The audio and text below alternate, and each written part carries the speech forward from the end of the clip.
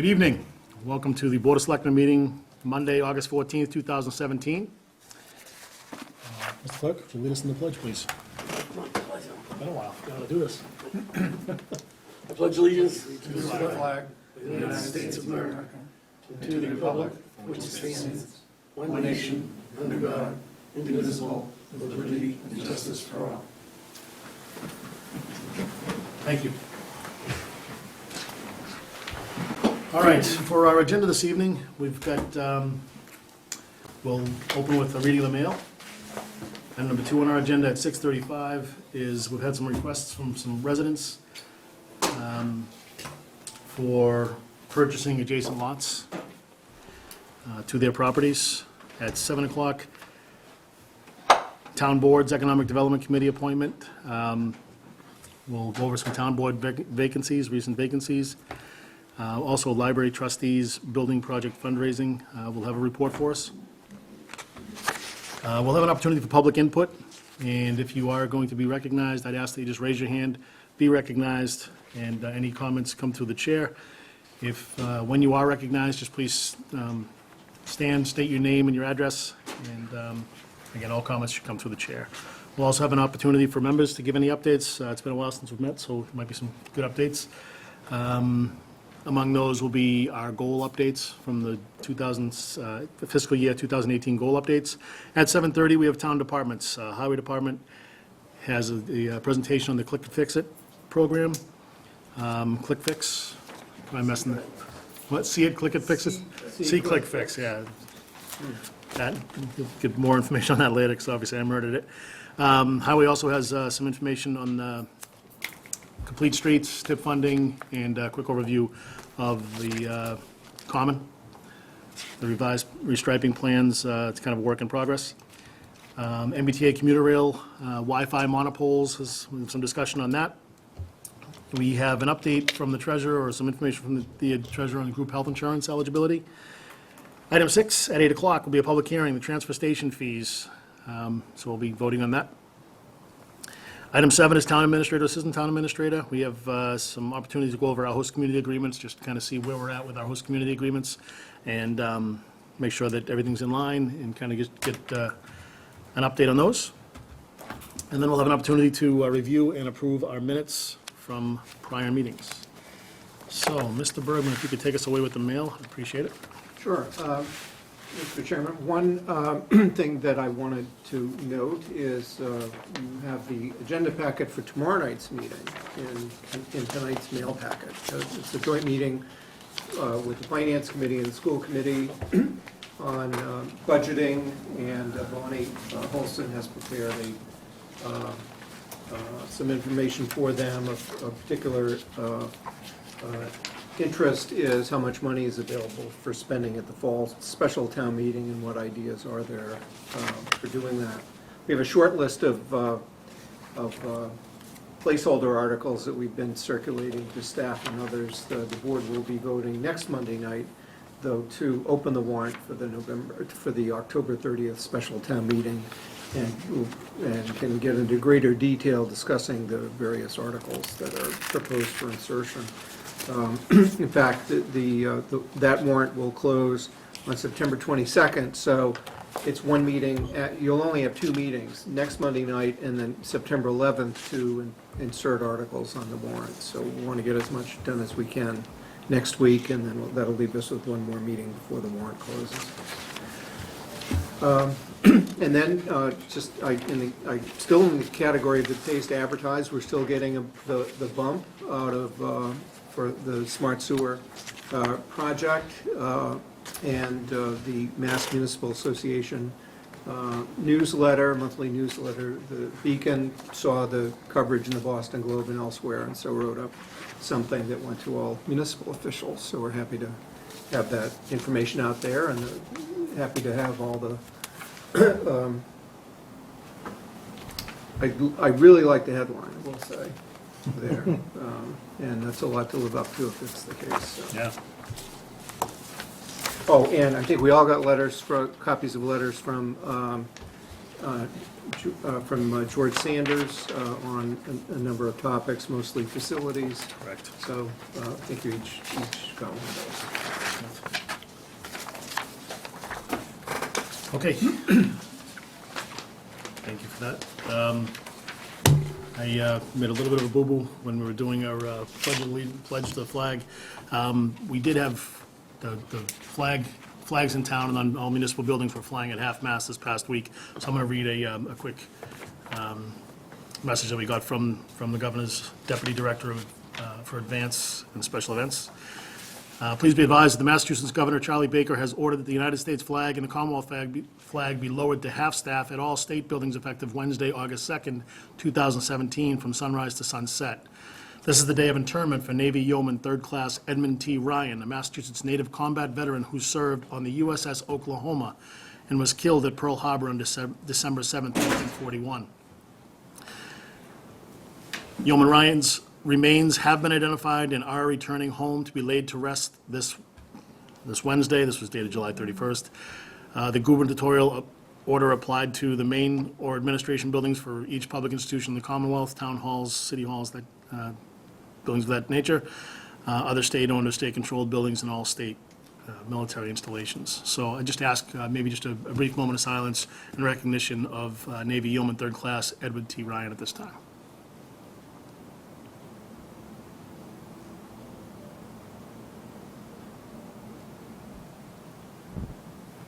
Thank you very much. All right. So I spoke with the resident from 416 Newtown Road this afternoon on my ride home, and not having the agenda in front of me while I was driving and trying to resist the temptation to grab my backpack and pull my agenda out. I believe she was under the understanding that she was supposed to be here at 7:35, not 6:35. those. So, no, You can certainly come to it later. I don't know Yeah, if the other so- applicants here sooner. But yeah, so I just, she it's asked not if time she... sensitive for us, so we can. Well, exactly, so I think it's, I don't think it's a problem, but with 416 Newtown Road, I think we can kind of table that until the resident is here and able to kind of say their piece. As far as 11 Elm Road, I believe, I don't see Mr. Smith here either. We'll take that later. Yeah, why don't we take that, take agenda item number 2 up later. So, she believed that Diane had told her 7:35 or 7:45, so maybe it was just an error on our part Might administratively. have, I wonder if Diane, if they contacted Diane before we changed it and put them up at 6:35 Probably, as yeah, someone requested, so. yeah, that's most likely the case. All right, so, item 3A, look at this, we're ahead of schedule, right? No, not quite yet. I guess so. Town board appointments, Economic Development Committee, other town board vacancies. So, Yeah, the applicant is available to come next, it turns out that is available to come next Monday night if you want to interview for EDC. okay, And she's on the Cape this week. There were a number of other town board things to talk about, so rather than pull the item off, I thought we could just Perfect. make note that there are a number of, during the annual appointment process, that we were left still with a number of vacancies for some positions, and we've since had some other vacancies arise, in particular, Bill Cole resigned from the PMBC last week, and so that is a position to be filled. There was some effort made to, are you sure, Bill? And he's sure. So up on the screen is a list of current town board vacancies, which we, in the normal course of events, would advertise for a month and would take up making appointments. We could do them do them in September. We advertise for 4 weeks. Yeah, well- And on the subject of advertising vacancies, you have a standing request. Well, a subject came up during the discussion with the Master Plan Implementation Committee last time.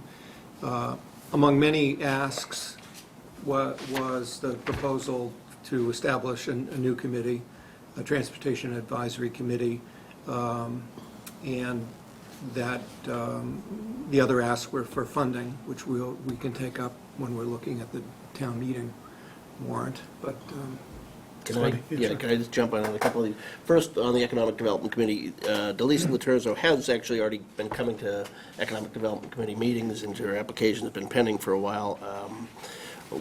We fully support her, so whether we do it tonight or next week when she comes, I'm sure she'd come anyway just to say hello, but would love to have her official and up and going. And as far as the MPAIC, I see Mike is here, and I think maybe a more accurate description of that, and I'm not doubting that it was conveyed as a committee, is that we mostly interested in the process of coordinating the various transportation interests, and we have a member of our committee who kind of focuses on that, so that might be a bit of an overstatement there. Okay. Yeah, is that, Michael, do you? Yes, the committee is not necessary. This could be as normal, our committee can normally just do it. Right, so we're just looking to make sure that our designated transportation person, who is Gary LaCroix, because that's his professional background, we're very interested in the committee. yeah, he So, he's eager to do his thing, but all we're eager to do is to make sure everybody's transportation interests are coordinated rather than, happening on different tracks. And then there's no specific suggestion that that's the case, but it was a finding of the master plan process that people wanted to see a more coordinated approach to that. Okay. I've got a couple of our goals where I've got responsibility for some transportation issues or items, so I'll reach out to Gary. Thank you. Yeah. Thank you for that, Mike. and the other thing that I just had wanted to mention, and where the Master Plan Implementation Committee, the establishment of that committee actually did trigger another act, and that is at some point, the board should vote to abolish the update steering committee, which hasn't happened yet. And while you're at it, and they did great work, and their chairman is here from 2006, we could not find a record where there was a motion proposed in 2008 to abolish the committee, and they couldn't bring themselves to do it, because you had resurrected it for a year. Back in '07, it had been resurrected for one more year, and we never got back to it. So when we do go through a comprehensive list of things to do, and one of the board's goals is to look at the status of committees, there's two at least, and then There's more than two, right? Right, there's a long list of Right. committees that we might consider. right. So- And Paul and I have spoken briefly about this already. We actually got together, and I have actually put together a list already that we're going to go over and review about. Yeah, we're working on it. Includes those, but it's more than It just does, those. yeah, it's more. It's a longer list. I think. Right. We will be back to you with a specific Exactly, recommendation. Do you want to take any action on any of these now, or do you want to do it all? Probably makes more We should sense to do it wait. as a group. yeah. And you want to vote when, like Mr. Glavy said, on Melissa's application? I mean, her Is there a need for her to qualifications. come in? Right. Only if you want to, you certainly. Does anybody? She'd be happy to, but I just don't even I mean, know. I She'll take I don't the see any appointment. reason to hold up the application, but I think it would be nice to have her come in if she's available, but I see no reason not to vote on it tonight, make it official. I'll entertain a motion. Sure, okay, then I'll move that the Board of Selectmen vote to appoint Delisa Laterzo to an indefinite term on the Economic Development Committee. Second. Does she know it's indefinite? They're all She does now. indefinite. Yes. It's been moved and seconded. All those in favor signify by saying aye. Aye. It's unanimous. Thank you. And maybe Keith, in your, if you send her an email alerting her to that, encourage her Sure. to stop by at, our next meeting or whenever to say hello. Maybe she can give us the next update. Yeah. All right, great. So as far as abolishing or dissolving any other committees, we'll wait until we get back from Right. you guys. Okay, great. Okay, thanks. Appreciate that. All right. I think that exhausts 3A, all right? All right, 3B, Library trustees. See Sarah, Jen.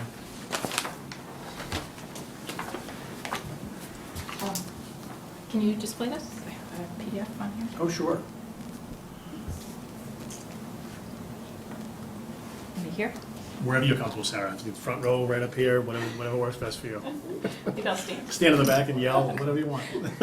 I'll stand if that's okay.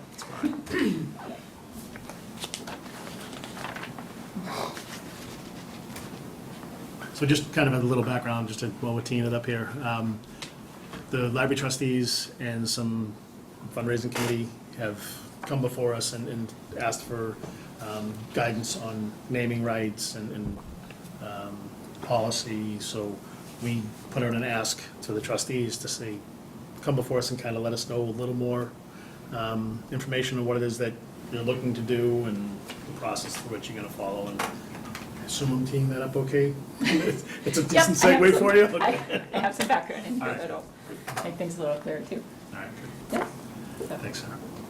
It's waiting to load some software here. Oh, jeez, it's a PDF. It's like that commercial buffer. Okay, well, I You wanna give us can, the I can background start, information? yeah, yeah. So, my name's Sarah Rambacher. Thank you for having me. I'm not a library trustee, despite what the agenda item says, but they did ask me to come and fill you in on the fundraising activities that our citizen group has begun. And I am the current president of the Friends of the Library, and that's how I became involved in organizing this.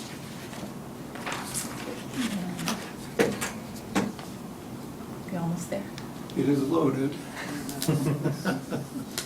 Full screen mode and blank screen mode. All right, so the library has spent 6 It's years. fine over here. Yeah, it's on my screen, but there's a,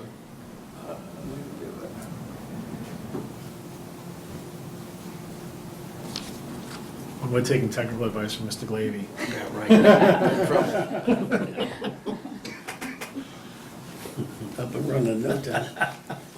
You think we can just put your screen down and Chris can zoom in on it, we can watch it up? this should be good. No? Yes.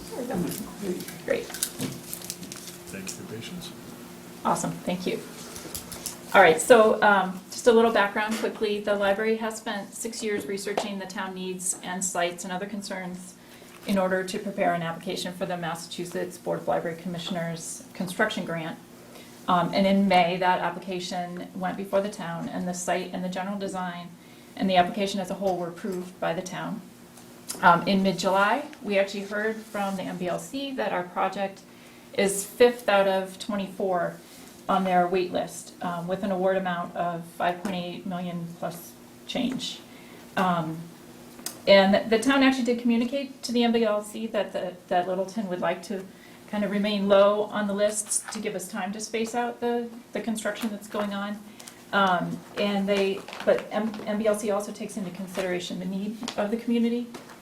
And so our position on the waiting list, but at the top, kind of, I think indicates that they do see a real need for our project. And there were 9 library construction projects funded now, and 24, as I said, 24 total on the wait list. So it's kind of like we came in 14. So there's 9 being funded, and then we're 5th on the waiting list. Right. Yeah. Okay, next slide. Immediately after the vote, about 18 people came forward volunteering to help fundraise, and really recognizing that a major concern of the project is funding. And we have some community leaders who are helping to gather support.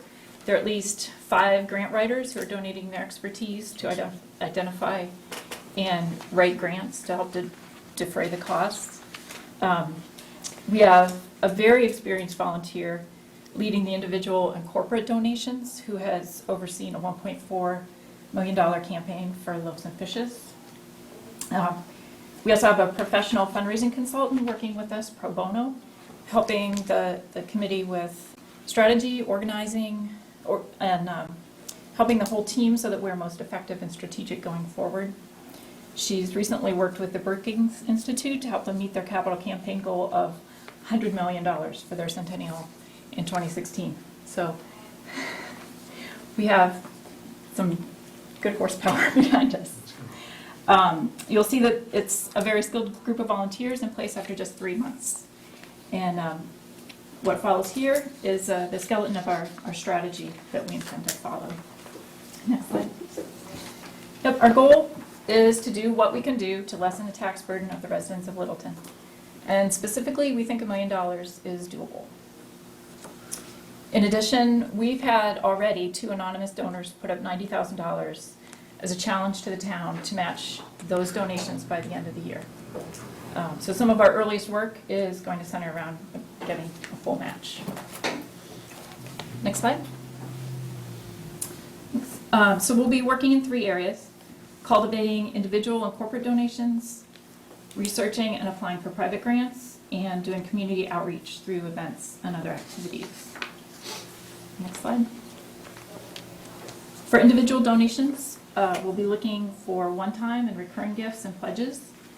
We don't anticipate needing to create a 501c3 because the trustees have already created the Reuben Moore Library Building Fund that we will direct donors to. If donors prefer, they can also donate through the Friends of the Library, which is a 501c3. Sometimes corporate matches or something, they need a 501c3. We've also provided the trustees with input from our experienced fundraiser on donor agreements, and I believe they'll be fine-tuning that and working with town council to finalize. Next slide.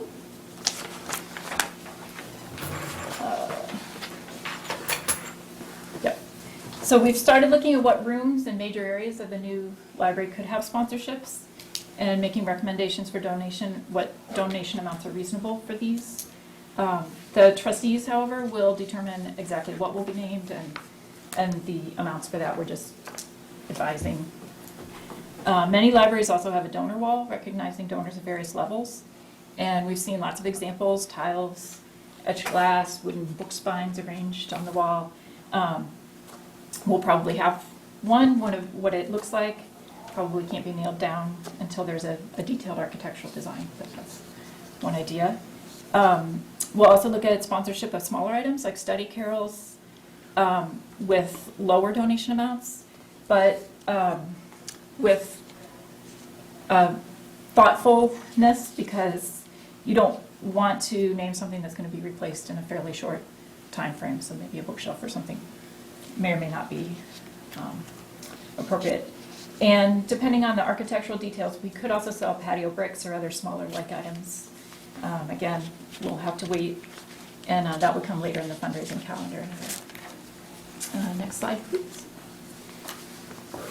For private grants, we've already had some people looking at possible grants and foundations that might be appropriate for the project. And we'll be compiling common information that's needed for the grant applications. Often there's sort of a core set of things that are needed. And because all grants have their own timelines, we're trying to get a head start on identifying the possibilities so that we don't miss any opportunities because of timing. Next slide, please. We'll probably want to do 1 or 2 major events that are, and we're currently brainstorming ideas and evaluating the return on investment for the cost and effort.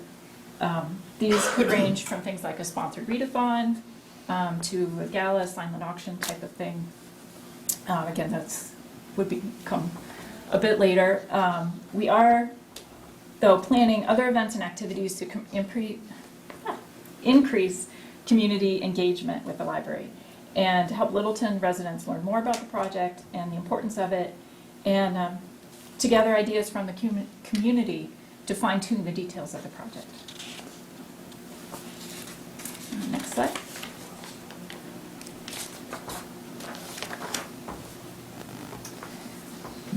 And on that note, we'll be working to make sure that the community is aware of what's been happening, that the town knows we're number 5 on the wait list because of our needs, that there's a $90K donation challenge, how to donate, what types of grants we've applied for and hopefully won.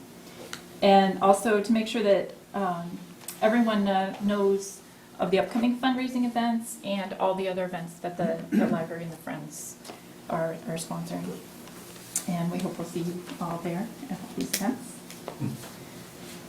Next slide, please. Is it going to be a dunk tank? See, we might go with the pie route. We've done that. Been there, yeah. Still not straight. So looking ahead, we'll provide support to the trustees as needed as they solidify their donation policies and coordinate with them as they work on their naming policies. We'll be working with Sam to compile that information needed for the private grant applications, as well as keeping an eye on the grants that are coming available. And we'll be running some social media campaigns. Right now, summer reading's wrapping up, and we're encouraging everyone to take a summer reading selfie and post that. We'll be at Third Thursday with information about the project, how people can donate, and we'll have some props there so you can take your selfie. Next slide. Just like that. And if you're an adult, you hide your face behind your book. All right, next slide, please. So that's the current status. We'd love additional help. You can email rhlcapitalcampaign@gmail.com or contact the library. We, of course, love your donations. You can go to littletonlibraryproject.org/donate and donate right now. I'll wait. Okay, maybe right after. And as I said, we're celebrating the end of another great summer reading program with a little social media fun. So grab a shot of yourself, maybe reading, maybe with the summer reading theme of Build a Better World, and join us.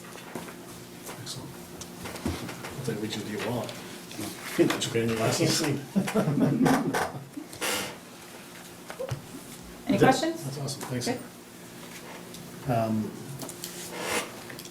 Jason, any questions, any comments? I did have one question. You mentioned in the context of private grants, there's a sort of a core set of things needed to start applying for private grants. What does that mean? What is the core set of things? A lot of it is information that's probably already in the grant application that was supplied to the state. It's just general information Okay. that would be about the library and the town. So things that we generally have, maybe we need to repackage them in certain ways. But Yeah, and I don't know if, Jen, you can talk more to that, but. Yeah, I think it's more like documents, so the budget for the project, the 501c3 status of the Friends, the documents that show that the library and Friends can legally take the money as a grantee. It's basically that. That's the core set of documents, and I'm sure Sam has most of it compiled because he would have needed to give it to the state in order to apply that grant. So these are existing documents that we would just be using. okay, shuffling around depending on the application. Okay. Cheers. I'm all set. No questions, but I think it's worth commenting that the significant move you're making collectively to go out and do private fundraising for this is, it's not universal, especially with a project that could very easily be, expect to be 100% funded by the town, and the fact that you're willing to take on such a significant chunk of it is to your credit, and I think it really speaks well to the process and to your your sense of what is the right thing to do for Littleton. So I think that's good. I know there's been some contention on the project itself, but your focus has been on making the commitment on the financial end be representative of both of the community by voluntary action and by communal effort, as well as the taxpayer, and hopefully that's a lesson that others will follow. Yeah, I mean, just the fire chiefs here, and every fire chiefs here, and certainly through their project, there's a lot of community awareness, a lot of community involvement, and I think maybe we've all kind of learned from that project, and you guys kind of do the same thing, and you brought up that kind of overarching community awareness, and I think that's critical to the success of the program. The one caution, I know it's been, the trustees have been advised to be careful of where there's one group of folks working with or on behalf of another group of folks, if the folk, just be careful of the open meeting laws. That's all I would ask. And you made it very clear at the very beginning that this is a citizens group, but just be careful if there is any overlap. I'd hate to see all this effort and all this good work and goodwill Yeah. be overshadowed. And recognizing that, we asked the trustees to provide us with a liaison. So Chris Asselin Excellent. is attending our meetings in order to coordinate. All right. And there's nothing that prevents a board from behaving like, as though they're under the open meeting law and posting their meetings and just letting everyone know for the sake of transparency, even if you're not subject to the open meeting. I would err laws. on that side. Personally, that would be my advice, is to err on that side, just to put it out there and It's yet another avoid opportunity any for people to know what's happening. opportunity for, To get involved. um, We just had, staff had reviewed the fundraising, and we had just one procedural recommendation, and that the board has voted twice on establishing and then amending the gift fund for library. And we want to make sure that the current form of the board's vote matches what the current fundraising activity is. And so Bonnie has suggested the motion that you see here, where at the bottom is the statement that appears online, that they're doing cost of a new or renovated, expanded library to fund current service and building improvements. So we didn't have all of those words in the motion that you took most recently in 2011, and we thought that your authorization ought to match what their statement is. So that's staff's recommendation. and it covers all the bases, for sure. And it actually, one of the fundraising meetings that I went to, that was discussed to some extent, that there are going to be folks that put themselves out there and say, I want to pledge X number of dollars, and depending upon which way the project goes, may not be willing to stay engaged. And, with the wording of this, you kind of letting people know that we're making improvements to the library. That's what we're committed to, making improvements, whether it be doing something fantastic where it is right now, or doing something fantastic on the hill. There's something that's going to be done, so hopefully we can get people engaged to do some Yeah, offset with the fundraising, the efforts that y'all are putting forward. Did you want to? I was just going to say, that's something that the trustees Yeah, will work out in the my donor only reservation agreements. with respect to the way the motion is drafted, which I do respect is recommended by the staff, is that it might give the impression to people that renovating and expanding the library is the force behind raising this money. It's my understanding that the fundraising committee is raising the money with an eye toward a new library. So I don't know, quite frankly, how that squares with the way that that's written. And Yeah, we got that language from your website, which is, it's the language at your building website, so all right. we can't, so we simply wanted to follow your lead and make sure That our first vote, paragraph, our vote renovate, expand. Yep. conform with that. All right then. There is an or, so we'll have to live with the way it's drafted. We can change the font of Well, the board if you like. But make it italics.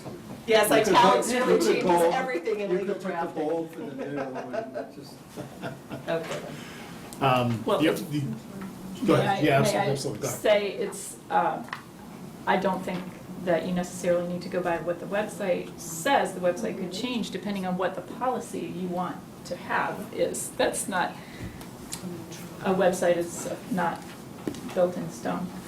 well, It's, And quite frankly, in 2010, when we established this fund, we did so not knowing what the plan was going forward. And over the course of the last 7 years, the move was to apply for the grant, which has Right. been promised to us in, $5.8+ million.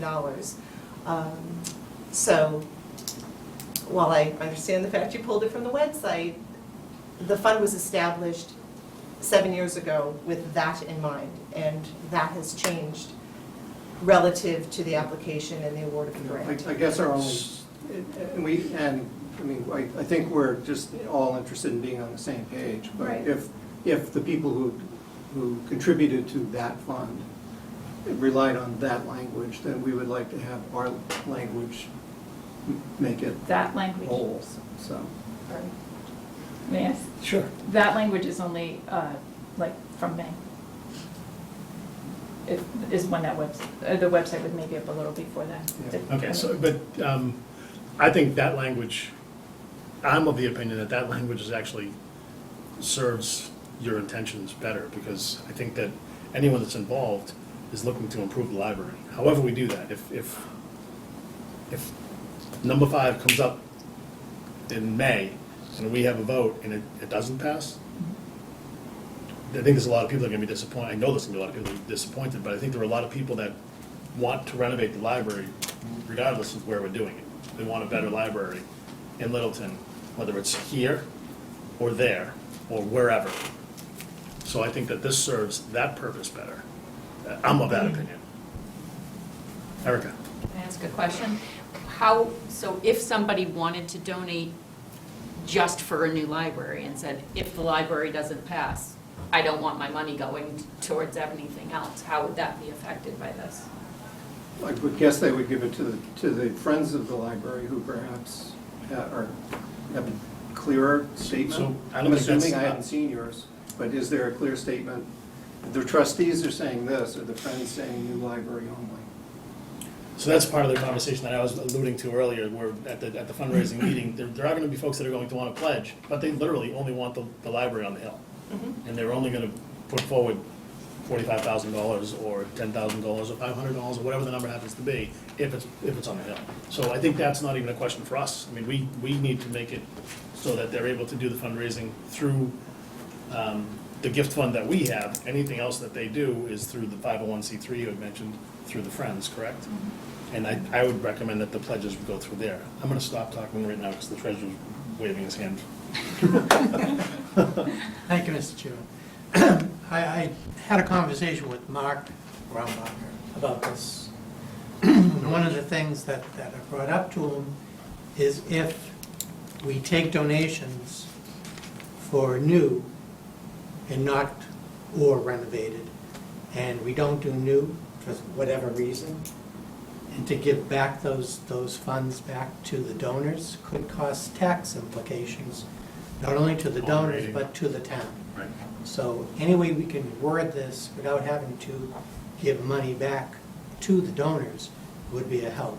And the language that I saw from the trustees, I don't know if they voted it or not, was that any donation under 5,000 would not be given back, and they would give the option for anything over 5,000, which is okay, but they need to make sure that there are potential tax implications to the donors, because they're taking the tax deduction in 1 year, and then it's income when we give it back to them. Sure. So you have to be careful. With any capital building project, or any capital campaign, there is a pledge. And if there's no substantial progress made on the capital project, oftentimes people will rescind their pledge.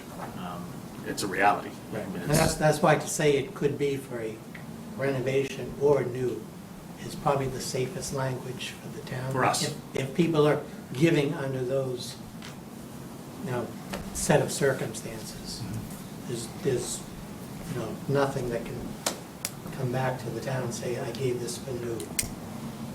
So, Does the just wanna town's, throw that out there. does the town special gift fund have the ability to accept conditional gifts, or does that only have to go through the Friends and the 501c3? I can't answer the Do question. we know? Does the town special gift fund have the ability to accept conditional gifts conditioned upon the hillside? Plus, we've been taking funds already. Okay, we have been taking, And just so the board is aware, that Was the there trustees at the last unconditional? meeting voted to transfer $344,000 and change out of their trust funds, which is subject to the stock market, into a little bit more safer investments. So they already have $344,000 earmarked towards this project. Can I ask a question? And this might be Hang on one for- second, I think. Oh, I just Jen. wanted to say that these are really, I'm Jen Banks, 20 Shattuck, and I'm helping with the fundraising committee.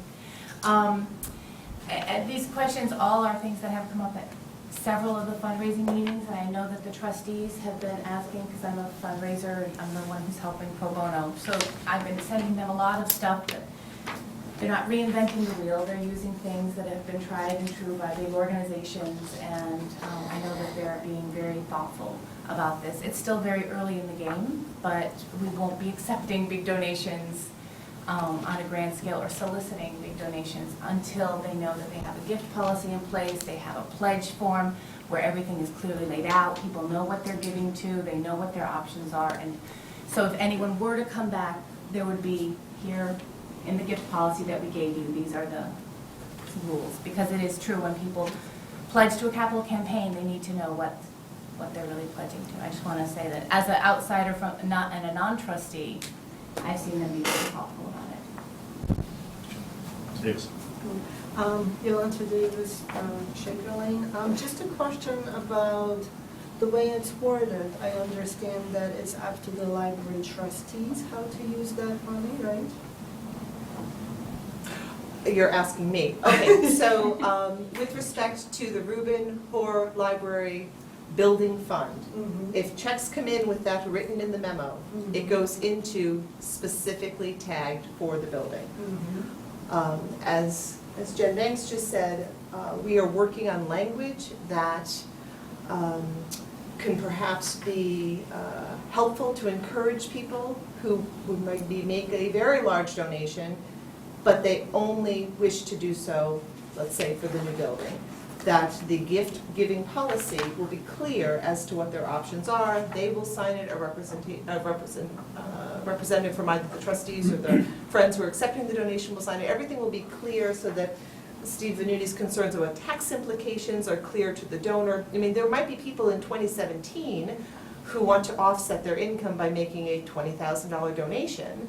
And then in 2019, it could come to a sad conclusion if the town were to decide not to fund the new library. That person might then say, okay, well, I do want the $20,000 back, and I understand that it's going to come into my possession as income. So all of that will be made clear. But some people might have the incentive to give before the end of the year, especially with the $90,000 match that two anonymous Littleton folks are supporting, which is great. Thank you. And another question is about the wording and service improvements. What does that mean? That's a We took it question. from the library trustees' website, so whatever they think it means. So what they is think it that, so that might have been put in there just when the fund was established way back in 2010 or 2011? But it would be up to the trustees to decide whether any of that money goes towards service improvements? It certainly seems like if the language that the trustees have at their website now is no longer operative, we'd be glad to know what the operative language looks like so we can govern ourselves accordingly. I'm not a trustee. But this is all that we know. I just have a question. I just want to understand whether it's the trustees who decide what happens to the money. And then I guess if they do decide to put some of that money toward service improvements, then the way it's worded, that's fine.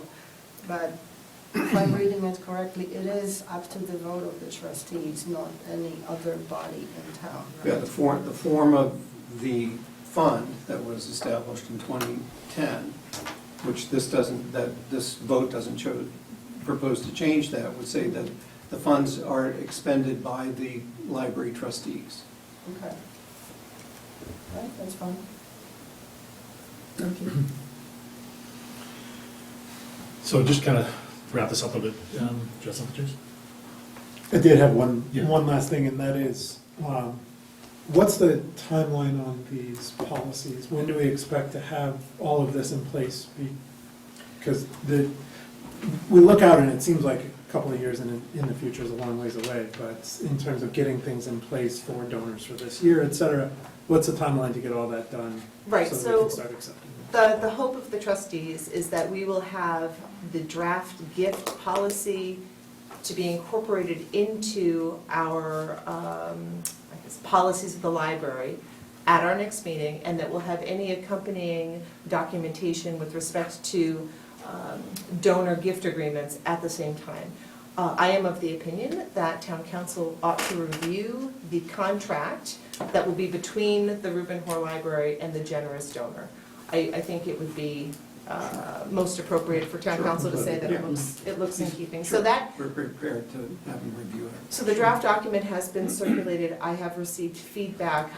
Feedback is still coming, but my intention is to have that ready for the next trustee meeting on the 7th of September, along with the gift policy, which Chris has worked on. Have those voted on and forward them. I'm going to table this till September 11th. Our next meeting, we have a meeting after that. Sure. September 11th. So Okay. why don't, rather than have votes hanging out there that are outdated. I definitely agree that we should actually take action this evening and put anything forward, especially if there's going to be some changes to language, so that we don't have to do an amendment. But I do feel as though if there's any way we can get, I appreciate all the work you put into this, Sarah. One of the things we did ask for is relative to us, when the trustees first came to us, they were looking for some input from us on naming rights. So we did ask for some specifics, and you put down targets from $5,000 to $50,000, and maybe some reading areas and rooms for study corrals and things like that. If there's any additional detail you can add to that, and if we do table until the 11th, if there's more information we can get from that, that would be appreciated, just so that we kind of have more details, because we're going to be asked to make a decision as to whether or not naming rights are going to be, what our position is on naming rights. Are we creating a policy? Are we ready? The policy wouldn't be able to be in place until October, or for the special town meeting. Because it would be a bylaw. Well, actually, no, we can do a policy on a bylaw. You can do it change at this there. level. Yeah, we can do a policy, all right, so, We want to make sure we're all on the same page about that. yeah. I mean, I think we kicked around everything from an MOU up to a bylaw and with Exactly. I bunch of think different policy is options. probably the right way to go. But if there is any further level of detail that you can provide? There is, and it's draft at this point, but that's one thing that we're going to be talking to the trustees about, making recommendations and, Finish, please, Sarah. yeah, just that we have a draft list, but we need to scrub through it, make sure that it matches up the schematic designs, Okay. and just go over whether it matches the goals and what we think is achievable. Appreciate that. Stay So, with yes, I'm also helping with the fundraising committee, and I just wanted to say that I visited 3 different libraries on Saturday, and I'm also collecting information on the libraries that were recently built, how much they asked for certain areas. So yes, we will have more information for you, together with pictures, actually, if you want, how plaques look like. But then again, I'm as not very Sarah high said, aesthetic, it's not really my purview.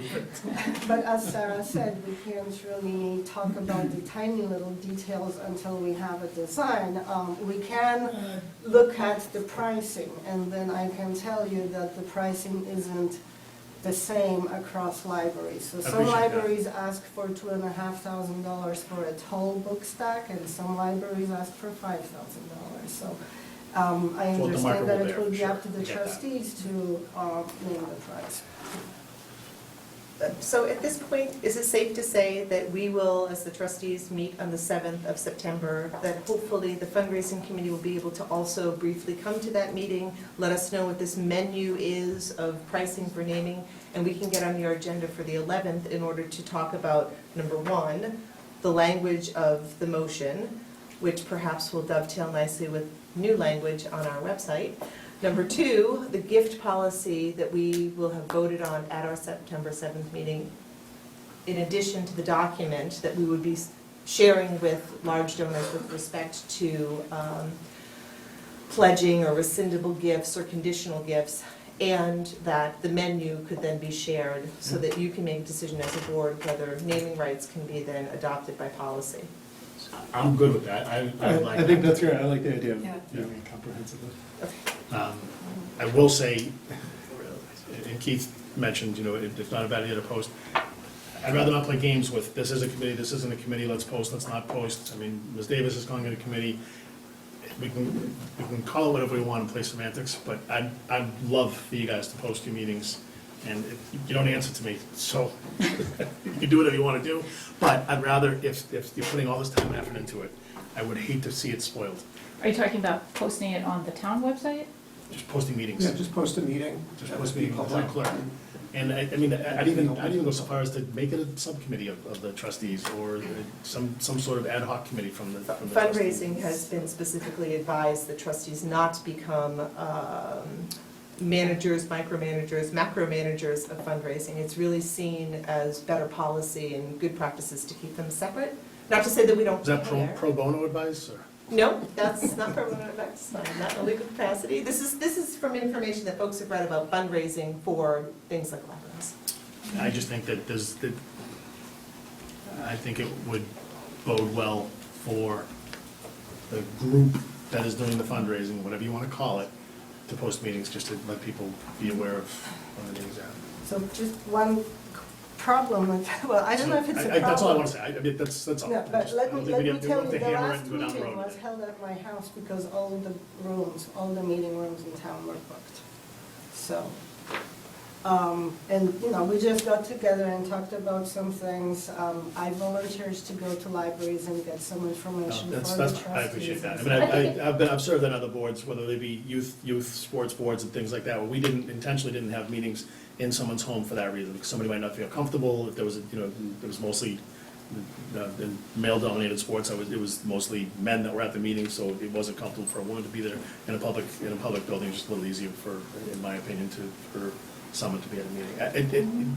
Take it, don't take it, whatever, for what it's worth. It's I just early, think it's at better this perception. point, they've been very ad hoc, because we're just trying to get organized. As we continue to get a more regular schedule, I'm sure it'll be easier to notify people ahead of time and have it more publicly know when we're gonna be meeting.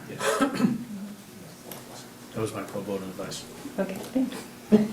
Sarah, thank you for everything, appreciate your time. Thank you.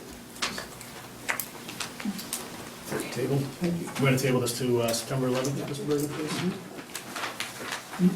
All right, we'll be back with a full report. Appreciate that. Thank you. All right, item 4 on our agenda is public input. I don't, Gino's been waving at me the whole time, so I'm gonna go here first. Public interest. Gino Ferrari from Howard Avenue. I didn't came here for money, so I'll let you know that. Thank you. Last week, Madam Cindy Napoli came to Rotary and she spoke. And they're gonna have a movie on the 16th. And she was asking help from Rotary, so yeah, Rotary is helping. I have about 1,000 of this pamphlet that I'm gonna give it to the people after they come out of the cinema. So just make sure they have a table for me, and also I'm sure that because of the donation, I can participate and watch the movie, so I can be outside afterwards to give this to the people that are coming out. There's a lot of information here for the parents. Slap little rats a little bit and let them know that the poison they're taking, so nobody from Littleton will die. The information is all here. You spoke, here I am, and I see you the 16th. Can I have that, Gino? You I just might, want to see what if it you looks say like. please. Please, a copy of that. I appreciate it. Thank you so much for bringing it down. I promised I was I coming. appreciate it. So I know Thank you that so you're much. going to talk about this during your I member am, input. If you yeah. want to do it now, I mean, there's no sense in waiting for the member input. Okay. We'll get to you, Erica. Thank you. Okay, so I actually have a lot to talk about, Just but I talk can about skip this, and then we'll this. go back to public, and then we'll. Perfect. Okay, so we are on Wednesday evening, this Wednesday, 7 o'clock at the Littleton High School. We are hosting a film called If They Had Known, and it's a film about Clay Soper, who passed away.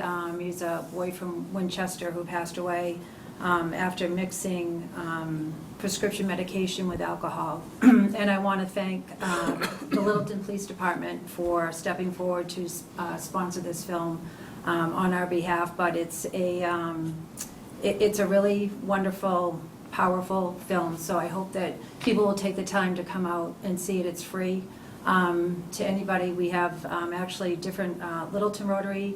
It was great meeting with that organization, but Chelmsford, there's some members from Chelmsford coming. We have Concord and Lexington Rotary Club members coming, as well as citizens from various communities to come see this film. But it's an important film. The more I've talked about it, and I've shown the trailer to many 20-something-year-olds, and the response has either been, I've done that, or I know someone I know kids that do that. And there's deadly consequences. So we're trying to get this story told and people to see this film. So again, I hope everybody will take some time on Wednesday night to come forward and attend this event. And the Soper family is going to be there. They're making a special accommodation. This is probably the last time they're going to appear at one of these events. Their middle son, Ted, is getting ready to go back to school. But we're very fortunate to have them there to speak. I did see this film in Arlington with my daughter and her girlfriend, and they were really impacted by it. But so the Soper family will be there to speak, as well as their two children, surviving children, Ted and Allie. So it should be a wonderful event, and thank you so much, Gino, for bringing this by. I appreciate it. The family is going to take questions, or they're not going to take questions at the end? They're going to speak. We're figuring out how we're going to end Okay. the event. And Rotary If will we're be going to do it. glad to help in any other way. I appreciate that. I sincerely do. So thank you. So this is one of our selectmen goals, is you see something in the news just about every night. You read it in the paper all the time, and there have been deaths from Littleton families where some of our youth have overdosed. 91 people die every day Right. in the United States. Right. So this is sort of a separate issue on top. It's like this is a stepping stone to the opioid crisis, because the young boy that died wasn't addicted to opioids, but he was abusing prescription drugs and mixing them with alcohol and didn't understand the deadly consequences of that. So it's really impact. It's something that the people don't understand. The governor is involved and the president is involved by make sure they put $77 billion towards this particular effort to help others. Right. Because there is something that we have to help eradicate polio, like we did at polio. We have to eradicate this particular opioids. Great. Thank you. Thanks, Cindy. Yeah. Public input, sorry, Erica, thank you. No problem. Erica Pudgewani, Fox Lane. Just I've heard kind of around town that there were, the town might be in talks with about the DCU center, or not DCU center, DCU building. The Littleton wing. No, and I was just wondering if there's any truth to these rumors, what might be going on with that. I'll take that, and Keith, you can jump in if I get anything wrong. We are in the process of having a space needs study done for town offices. In doing that, we've identified that we need more space, and the library is part of that, and all the folks that occupy this building. One of the things, in order to make sure that we're doing this fully and investigating all options, is to look outside of this footprint and see if there is an opportunity or an advantage to us seeking an alternative location to house all of our town offices, school department. So there's been talks about Indian Hill is going to be on the market in a couple of years. There's other buildings in town that we could potentially do it. In order for us to get into negotiation with whether it be the owner of the DCU building or the owner of a building on Porter Street or Russell Street or wherever, there's plenty of commercial buildings that we could potentially look at. We would have to go through a process because we're in a municipality. So the process would have to be a town meeting, frankly. But for us, we're absolutely looking at options. Whether or not any of that comes to fruition remains to be seen. But in order for us to do our diligence and take the full consideration of what we do, that is one of the considerations. Fair enough answer, or do you feel like I'm kind of beating around I it? think it's worth adding. I believe you mentioned this publicly at one of our meetings a month or two ago. Yeah, I did. Go ahead. So no, I just have a question. I admit I have not watched the last several meetings. Can you talk a little bit more about where a citizen could find out more about the needs assessment for the town hall? Is there any public input, or are there any documents, or? So, there hasn't been any public input for it, to this point that I'm aware of. It's but been there's- department inputs, and we're working with a consultant, and we hope to be ready for next meeting. that September 11th Selectmen's meeting We'll have a presentation. to have a presentation done on But it. that includes everybody who's in the building, right? So. Includes our space needs. Right, so are you using the previous library needs assessment Sure. for the library portion? And then is somebody talking to Park and Rec? Yes. And Yes, then- yeah, the It's all consultant done. is talking with all of the departments, including the library. And yes, the library was one of the more better prepared for the Conversation. consultant's conversation, because they'd already done a study to identify what their needs were. Right, so they're not reinventing the wheel, No. they have the previous. Don't have enough money for reinventing the wheel. Yeah, I mean, to be honest, we had to increase the appropriation on it to even get a consultant on board. So they're doing it on a fairly shoestring budget as is, so. In fact, the library's ability to quickly answer questions, sure made it more efficient and more economical. So it's September, you said? September 11th, at September the Board of 11th. Selectmen meeting, the consultant will be here and doing a presentation. Great, thank you. Ms. Ruth? Katie Crew, Goldsmith Street. Just curious, so is there a plan to bring something to town meeting For for an alternative, something outside of this building? yeah. For space? Yeah. Right now, there's no plan. We haven't even, I think do we have placeholders for any? I mean, just the standard financial special town meeting placeholders are all I shouldn't even speak to this because you're the person who's building. Yeah, the- so we have the warrant. capital, we've got some snow and ice money to spend, we're not proposing to do any additional borrowing at the fall town meeting. I don't think, Steve's not gonna let us. That's on a short leash. So you may have already answered this and maybe I missed it, but is there a way for me to learn more about this? About space needs? About the progress? At the September 11th meeting. Is it- is Well, when- it was in our packet of the last meeting, which I missed, but I remember from reading through the notes, there was a summary. You had given a brief summary of what the, maybe it was you, Yeah. of what the Yes. LEAB or whoever the, I mean, we could easily Yeah, share that. That's what yeah, the there- board has seen so far. Yeah, there have been Yeah. memos we've been getting we didn't get one for tonight because Anthony's not here, but Correct. typically the budget, the project facility updates, which we have at every meeting, that there's a memo in there. And you could go back, The back. packet is online. And so they'd be nestled in, out of 160 pages, that there's a memo in there with an update on. I mean, to be honest, there hasn't been a lot with respect to the space needs Yeah. study. We're sort of waiting with bated breath Yeah. to find out what the genuine. But the report technical from the findings. August 7th meeting does give if I can remember correctly, a paragraph that describes the process that the consultant's using and the timeline for it. So, I mean, that's pretty much what we've seen at this So point. an architect is reworking the DCU space? Are they redesigning that? The architect is met with all of the departments and is, for the sake of the report, is working on some options. If we did want to look at a particular space, is there enough space at that space to do, let's say,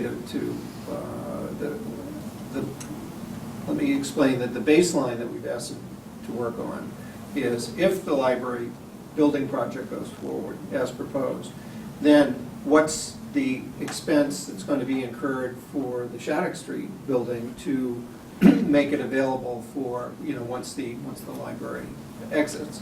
So that's a baseline. We don't know what that is that, we don't know what that number is, but we have asked the consultant to come up with that as a baseline. And that will then give us something to compare to any alternative scenarios, including looking at, specifically at other available building sites in town. Thank you. Sarah Rembacher. I know when different sites for the library were being evaluated, there was a wish or a desire to maintain a campus sort of area in the Shattuck Street area. Does the feasibility study only look at numbers, or is it looking at sort of softer desires like that? And also, does it take into account any citizen input, or is there only from the departments here in the building? To the best of my knowledge, it's been. It's meeting a with feasibility departments. study of what the town department's needs are. But when that report is received, I mean, it's personally, I can answer Yeah. Sarah from my perspective. I think maintaining the campus here is a personal objective. I'm not sure the consultant is going to factor that in. They're going to give us the hard needs from the various departments and with the, the various options that they can imagine. And then we, it gets presented to us and we get public feedback and have our own input, and that's where that comes out in the wash. But we're at the phase of the game where, the architect is doing the analysis. And that was based on direction from, like Paul said, I mentioned it at a meeting, and I thought it was appropriate to at least take a look, and that was one piece of property that we knew was available and had, in theory, the kind of square footage that would be appropriate. So somewhere between 15 and 25,000 square feet-ish. But that was just a building that is vacant, is on the market, and we could actually take a look at and kind of incorporate something like that. And the space needs assessment is essentially a nuts and bolts assessment. Correct. To be mixed Square with, foot. at a later date, once we know the nuts and bolts, mixed with the values, mixed with the town's objectives as a whole, once we know what the physical needs are, then we can combine those in various permutations with what we think is important collectively as a town. And I think that any one of us up here would probably prefer to have everything right here on this campus, but if we're able to do something at another location that is in the common area, I don't think Porter Street would really be too appealing to anybody. I don't think anybody up here or any residents would be really looking to go pay their tax bill over at on Porter Street or some other location, but we don't know. We have to follow certain In any event, policies it's and too rules. early It's very until we early, get yeah, the it's very report. preliminary, so. Right. If I may, it is real early, when buildings come on the market every once in a while, with that, I actually was one of the ones that saw that was available. I said, why not take a look and see if we could possibly fulfill our needs that way? So it is so preliminary right now that we've been in the building once or twice, that's been it. But it would be irresponsible not And to it's, take a look. and it's also a tricky situation too, because we don't know whether that building's gonna be available tomorrow, so. Right. It's a commercial building, and that's how he's marketing it. Good. Any other public input? All right, open up to. Sorry. Is this specific, I'm sorry, if we're late, I apologize. Is this opening for any questions, or is it specifically for library? Oh, no, this is just public input. Public If you, input? yeah, you're here and you have something to say, Yes, okay, great. We, I just ask that you Yep. state your name, your address, Okay. and then any comments or questions that come through. Kelly and Brad Smith, 11 Elm Road.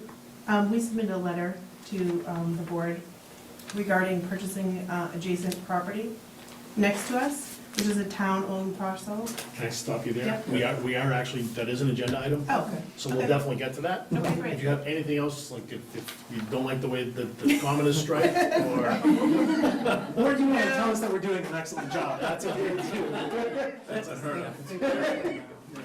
No, Not we yet. we Not absolutely yet. going to Thank get to you. that, yeah, so. I appreciate it. All right, member input. Jeez, you want to get started here? Yeah, I don't have much for this week, and then out of town for about 3 weeks, so. Okay, no problem. I just one thing I want to mention, the last third Thursday of the summer is this Thursday at Fayette Park at 5 to 8. Hopefully a lot of people can attend. It's We have a number of vendors there, and it's been successful once again, so hopefully anyone can drop by, it'd be deeply appreciated. Weather looks good for it too. 80s, so hopefully the rain holds up. But we have lucked out, with all the rain we've had this year, the third Thursdays have been not one of those days. Shined upon. Yeah. Nice. I'm gonna go to Paul first, because Yeah, you've got a I do, pamphlet full. And I've only got one. Right. Other things I want Appreciate to talk to in the goal updates, but as far as a member update, just say I had a chance to take a tour last week with Chief Wodzinski, as well as a couple of members of the Permanent Municipal Building Committee, Bob Romley and Bill Cole, and lamented Bill Cole, but the progress. to him? Quit the next day. Yeah, I know he did, actually.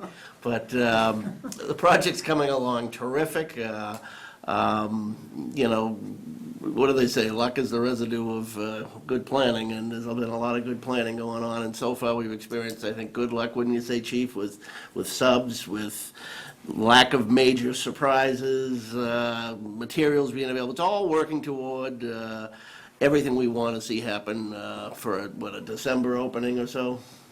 That's what we're hoping. Yeah, and if you haven't recently done it, go on down, and I'll be happy to give you a tour.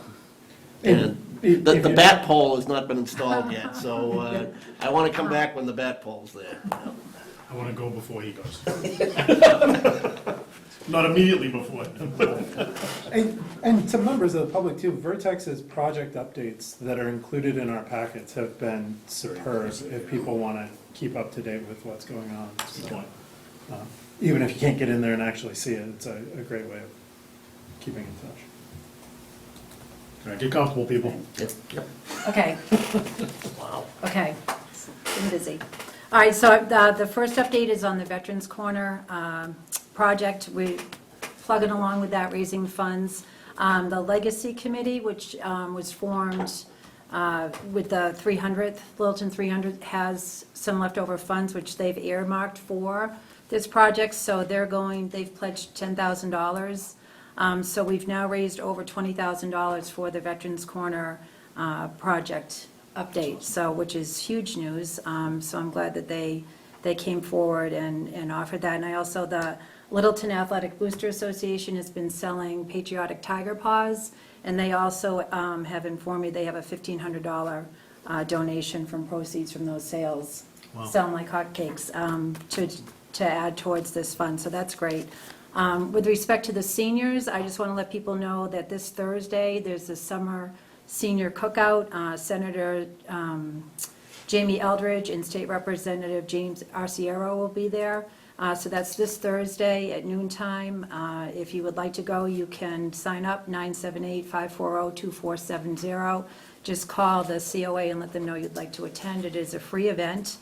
Last week, I attended the planning board meeting that provided an update on the senior housing bylaw and the affordable housing bylaw, and that was really a great meeting. There was a lot of progress made on that. They're getting to tighten that up and bring that before the town at this coming town meeting, so I was really happy to see that coming forward, and I hope a lot of people will come out and support that and support the seniors, because I think it will really benefit them. I did, with Gino here, briefly talked about the Littleton Rotary. I went to their meeting.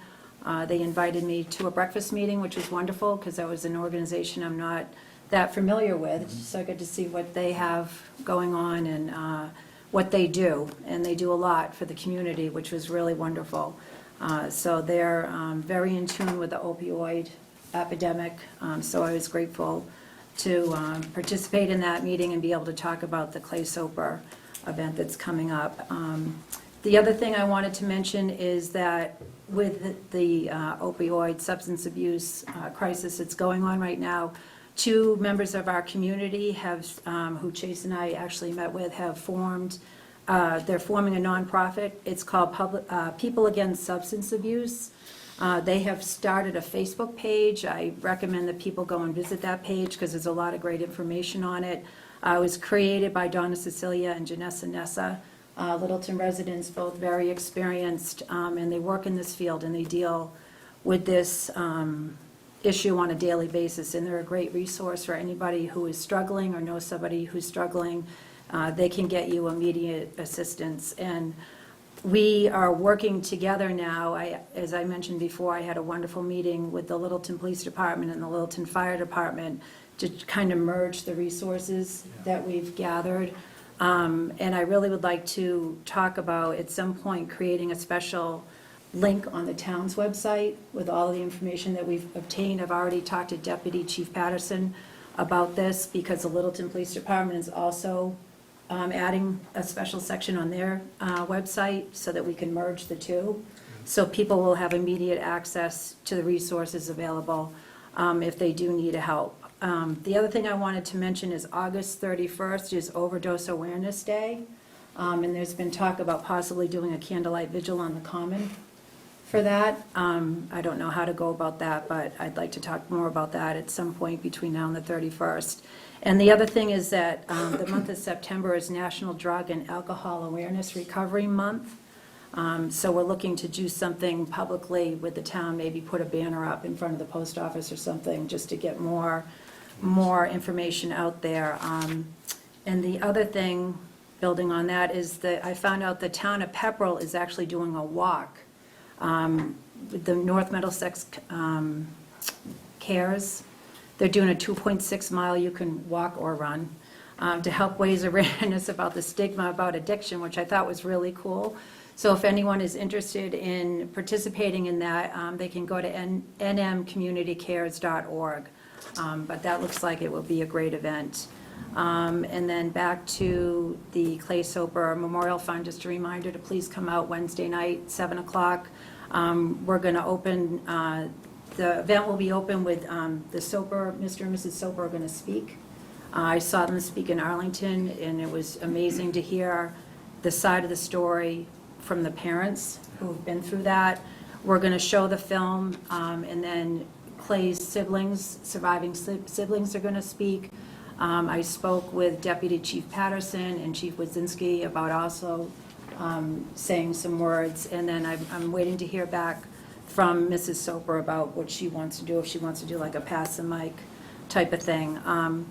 The other thing that I just wanted to mention too is one of my goals was to find more parking at the MBTA train station on Taylor Street.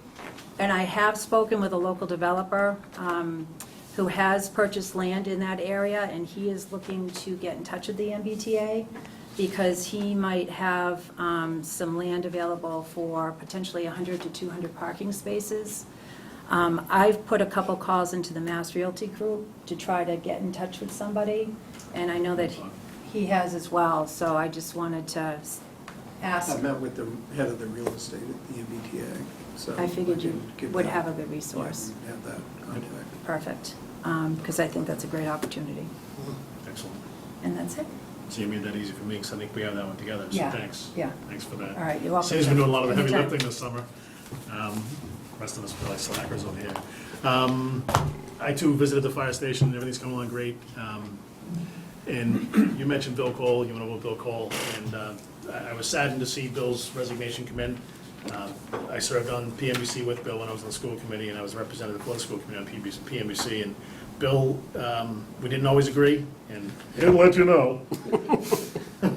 But Bill has served the town, he worked in this building, and he took care, he was the maintenance guy for the town for a number of years after he retired from his own business. And just a very caring, very conscientious gentleman. We missed him when he retired last year, and I think he's definitely, I know he's going to be sorely missed from the PMBC. So if there's anybody out there that wants to get some information about the PMBC, and you know Bill Cole, maybe reach out to him and see what's involved in that. The other thing is, if anybody has not yet driven by Russell Street and seen the sidewalks that are going in, making great progress, it makes that road a little bit narrow, but I think the sacrifices we make now are going to make significant gains for us, and it's going to be the safety of the kids leaving the middle school, and especially on half days, to get to the point and get their Starbucks, triple mochas, or whatever they're getting down there. My kids included, but That's awesome to see that progress. There's a lot going on in town right now, the fire station, the sidewalks, the new paving. Alumni King Street, Field. And then, of course, Alumni Field. If you haven't just pulled in that parking lot and taken a look, the stark green contrast is amazing to see that the carpet is laid. They're gonna be putting the pellets down and putting the insert with the paw in midfield this week, and they'll be doing the sod on the softball field here pretty soon. I will throw a caution out there for those folks that bring their little ones down and they typically play football into the darkness of the softball field. That will not be allowed this fall.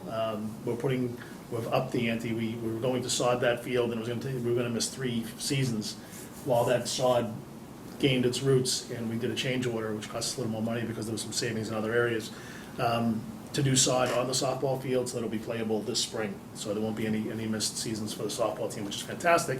However, for those kids that play over there on Friday Night Lights, that field will be very well patrolled, and kids won't be able to run around over there.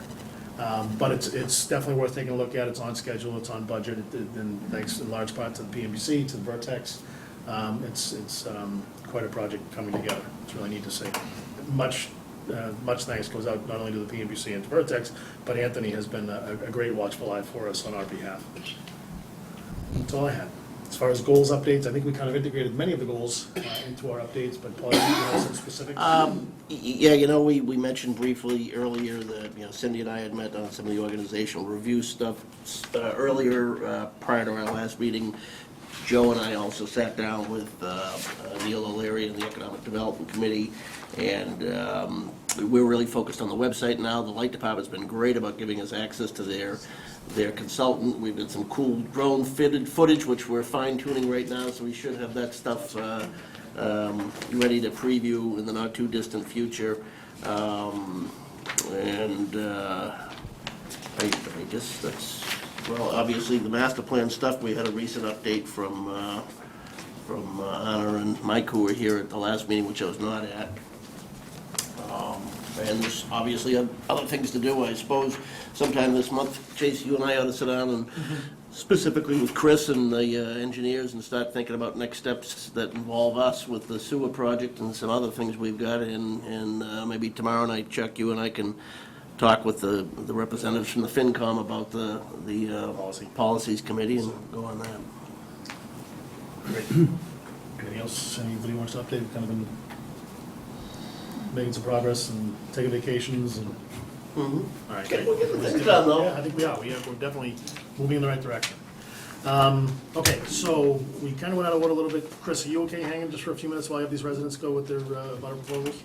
Thank you, I appreciate it. So back to agenda item 2, which was a butter request for tax title properties. And you guys are welcome to stay where you are, or if you're more comfortable coming up here, whatever you're comfortable with, just, sounds good. So we did receive your letter. Okay, great. But go ahead and tell your story. So Kelly from Brad Smith, 11 Elm Road. We are hopeful that we can ask for permission to purchase the property that's adjacent to our property. It is I think approximately 8,000 square foot parcel. Our plan for the additional lot is to use the far corner to put the far left corner, if you're on Elm Street looking at our property, the far left corner where that highlighted block is, it's far right. Okay. It's our far left, the Okay, far so right. this is your property? Yep.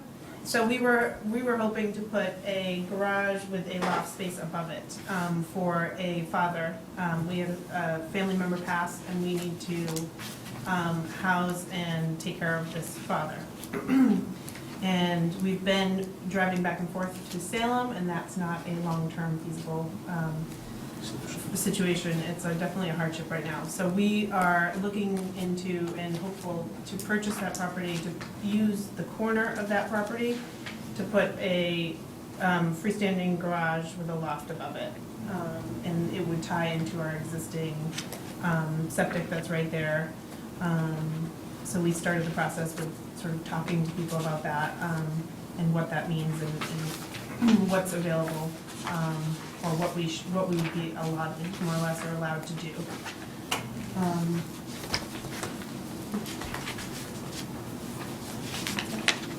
Sounds good to me. Do you have any comments or anything as far as this is a butter lot? Do you have any? Just as you hear. This lot is too big for the abutters lot program, and as I explained to Kelly, it would have to go to public auction if the selectmen decide to put it up for sale. That was another thing we talked about, if there was a way to subdivide it, we only need like a little piece of it. So if there was a way to subdivide it, we would actually qualify for the abutters program, which would make it easier. Or an easement or Or something an along those easement. lines. We really, there's just a little overlap. Well, that yeah, we would need. where it would be like the corner of that lot. So in order to comply with zoning, you need to acquire some of that lot. Correct. Yes, for setbacks, for septic, for property lines, yeah. Is that consistent with what building has said, though? I mean, building says here, grading around the system components can't be altered, so even right now, the proposed garage and drive could not be located where proposed. So if that was subdivided, would that physically allow something like that to go in? To move it over, you mean? Oh, right, I mean, if it were to be subdivided such that we stayed within the 4,800 square foot maximum under the abutters program, would that change the building commissioner's input? Given that even currently as proposed, it wouldn't work. He might be able to opine on what would be allowed if you could add 4,800 square feet to their lot, what would the limits of what they can do be? And actually, it's interesting to hear if you don't need the full 8,000, but could make do with 4,800, that's actually sort of similar circumstance to the other request tonight, which is that they don't need the full lot, that they're asking for only 4,800, which at that point, at least, we know that we through the tax title butter land sale program, if we can get the adjacent lot under 4,800, then we've got a whole program for that. It can be limited to those property owners who are direct abutters, and that's more manageable from our standpoint. You can't, I mean, there are limits on what can be developed too under that program, which we'll have to take a look at. But I mean, that's a possible solution to what to actually both of the requests you have.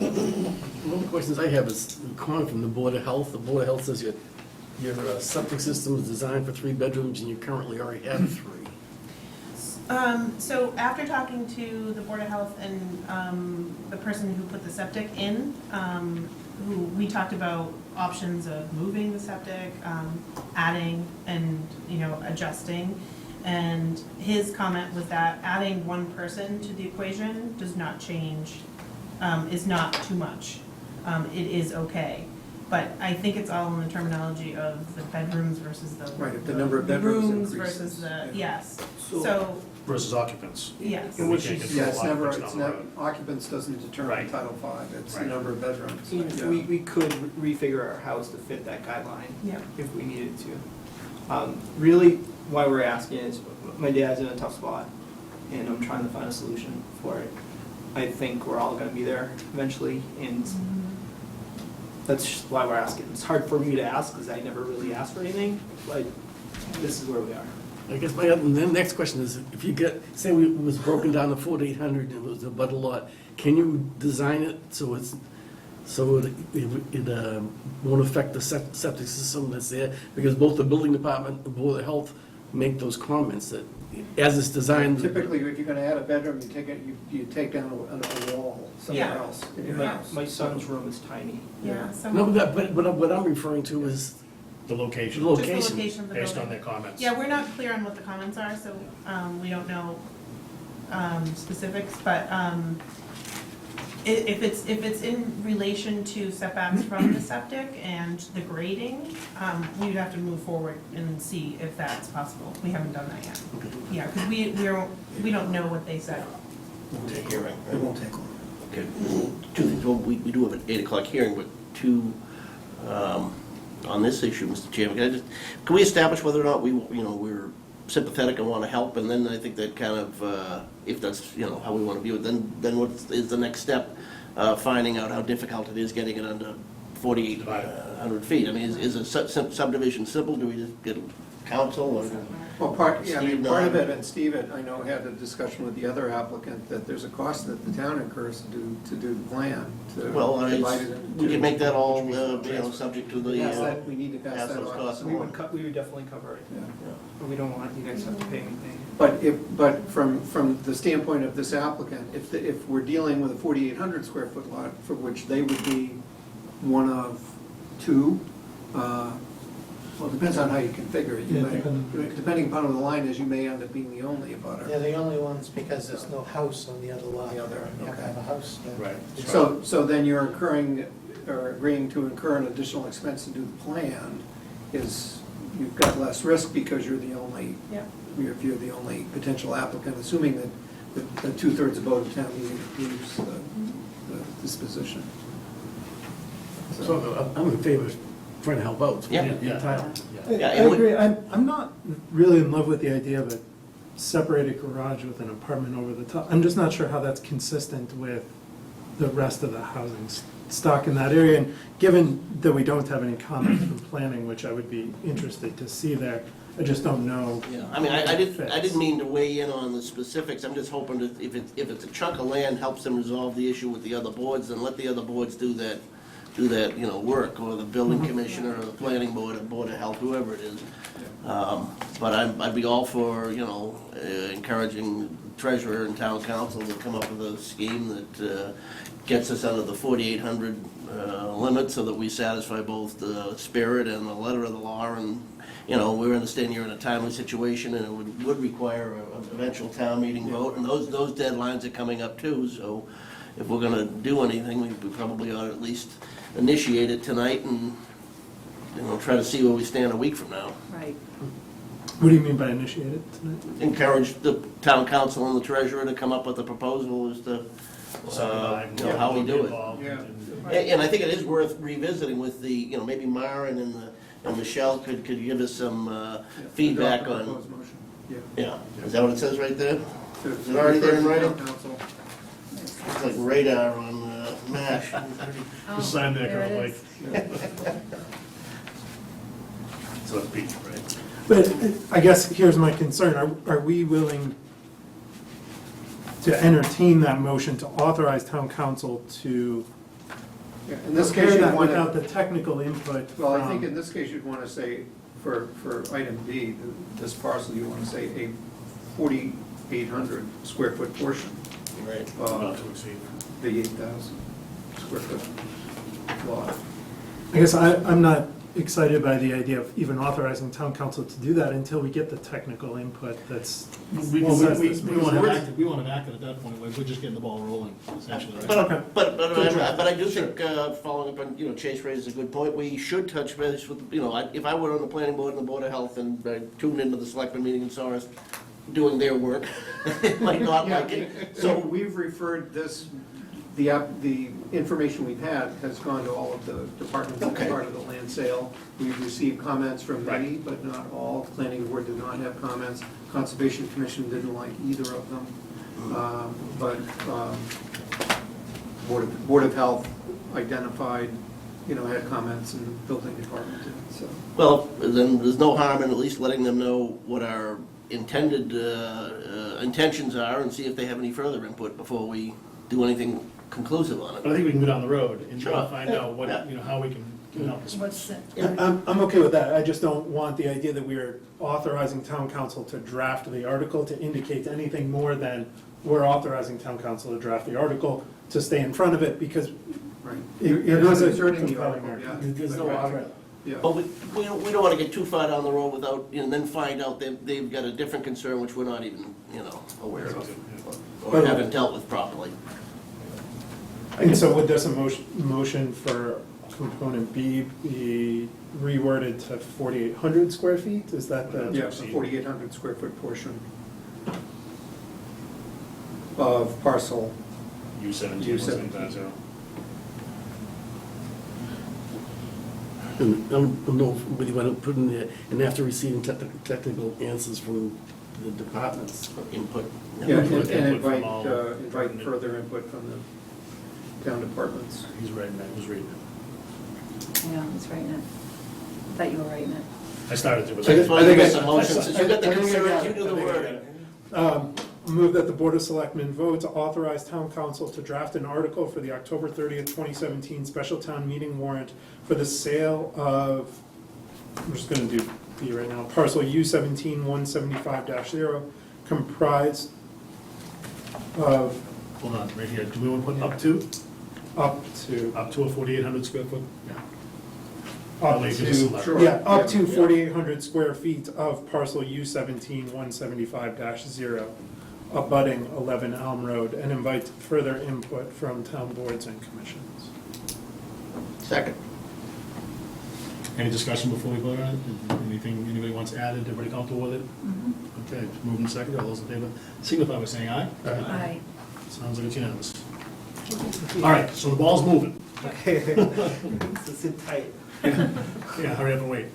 So, yeah, so we'll, Can we see? try to think as far as a if point of there's- contact, contact the town administrator's office? Yeah, contact Diane in our office, Okay. and she's coordinating all of the information we're gathering. So, And internally, because of our own meeting schedules, if we're not, anything we don't hear by next week, we're not gonna hear until the 11th. right, if we don't hear by this Thursday or Friday when we put the packet out, that we will, We have to, Monday night. yeah. we have to post our meetings 48 hours in advance, 48 business hours in advance when the town clerk's office is open. So we have to post by Thursday afternoon for our Monday evening meeting. So if we don't have anything back by Thursday afternoon, our next scheduled meeting is September 9th. So just to give you an idea of timeline. Yep. So, but as far as stuff that you might be able to reach out to the building department and say, hey, what would we need to do? You might, I don't know if you have friends in the industry or anything like that might be able to kind of start the ball rolling on your side as well. Yep, okay. All right? Yep. Thank you for coming out. You're welcome to come and give public input anytime. We are gonna run, we have a sip. Sounds Take good. the, Thank you. public hearing in before we get to- Absolutely. Danielle, if you want to come forward, we have to open up a public hearing that's scheduled for 8 o'clock, but you're welcome to come forward, and we're going to hear you next. All right, we've got a public hearing for the transfer station fees. We do have to open that meeting at 8 o'clock. Which one is this? Number 6. So, have to read that to open it. You don't have to read the whole. No. notice, so. You could say as published. As published? Open the meeting as published? Yep. Is that one? You could probably even take the motion and approve it, unless people want the. Well, does anybody have any public input relative to the fees? Should we at least explain what? Yeah, we're what's being proposing no proposed? increase in fees. Everybody okay with that? Where's the public input on that one? I'll make a motion to close the hearing, Mr. Chairman. Motion's been made Second. and seconded. All those in favor of closing the hearing, signify by saying aye. Aye. It's unanimous. All right, any discussion? Hearing is closed, I will entertain a motion. Move the Board of Selectmen vote to approve the fee structure and regulations for use of the Littleton Transfer Station effective October 1st, 2017, as contained in the public hearing notice, with no increase to the annual sticker fees currently at $110 for regular and $35 for seniors, or bags currently at $2.25 for 33-gallon bags, $1.25 for 15-gallon bags, and 75 cents for 8.5-gallon bags. Second? Moved and seconded, all those in favor, signify by saying aye. Aye. It's unanimous. Thank you very much. All right, moving right along. Going back to item 2A, 416 Newtown Road, request for 4,800 square foot portion of lot U13-117-0, which is 0.84 acres. All right, Danielle. Hi, everybody. Danielle Ferrier, 416 Newtown Road. Our request comes, I have a son with moderate special needs who's 9 years old. I need to get a third bedroom on my second floor. Currently, my house is 1,600 square feet with 2 bedrooms upstairs. So the request is to, under the Butters Law, push our septic tank back because we have very limited capacity to expand. If you see our kind of lot structure. And the only real feasible way we could come up with to do this, having had a couple of contractors come in, is to really extend the house back a little bit. which means we need to be able to move our septic tank back. So the request for the land is to first assess if we could put the septic tank in back and push it back, and then we could push the house, we could kind of expand it backward. Awesome. Thanks. Happy to answer any questions, that's my succinct version. We've got pretty much everything in front of us as well, so we appreciate hearing your side of the story. All right, any questions, kind of very similar to My reaction is almost, is essentially identical. I'm not aware of any material differences that affect us from the previous one we just dealt with. Yeah. I'm not crazy about it, to be honest. Extending essentially into the land, conservation land it was a concern expressed by the Conservation Commission and not a subtle one, and highly deferential to that, I guess, the best way to say it. So I guess I can understand that concern, but I do see, this is not part of the Yap Conservation Land, this is land that we acquired, right? So if we were able to take part of that land, it's not as though the part that abuts Newtown Road of that .84 acre lot is providing access to that land. It does now as the lot exists, but if we were in some way to take that land and incorporate it into the Yap Conservation Land, I think that if we were able to draw an imaginary line from the pre-existing lots that are there, straight across, if you will, over to where the Manchester Drive property is, and just kept following a 90-degree angle straight out, you really not, I don't think, impeding in any way on that Yap Conservation Land. That's my opinion. You serve on the Conservation Commission, you better understand their concerns and what they've got going on. I see an opportunity for us to, just like the last folks, to help somebody out and to Going by this drawing, how much of this lot would be taken? That's the one. No, can't quite count. I was trying to draw. So my That's an understanding is it's 100 feet wide on our property, so it would be 50 feet back, or 48 feet back. So it's more about, that small property line is 83.44 feet on the southern edge. So it's approximately half of that going straight across to the back of her lot, so. Her lot is where it says a butter. So No, roughly this? Nope, I'm sorry. she's the second house there where it says a butter, Right. yep, So you're saying roughly this? you got it. Yeah. So that was my point. So it's not quite, it's not a straight line, but like, you've got a pre-existing line that looks like it's pretty defined. Which That's it, right there. Keith has it. I don't It would be straighter though. I don't know if my visual picture. Capture that in the deed. So it doesn't impact, Can that be recorded? the entranceway, potential entranceway on Newtown, which was the Conservation Committee's That was their concern? It's not part of the original Yap Conservation property. This is property we took for tax title. Just happened to abut that land. So most of the abutting piece and the access remains, and it's simply a 4,800 square foot parcel that we'd be subdividing.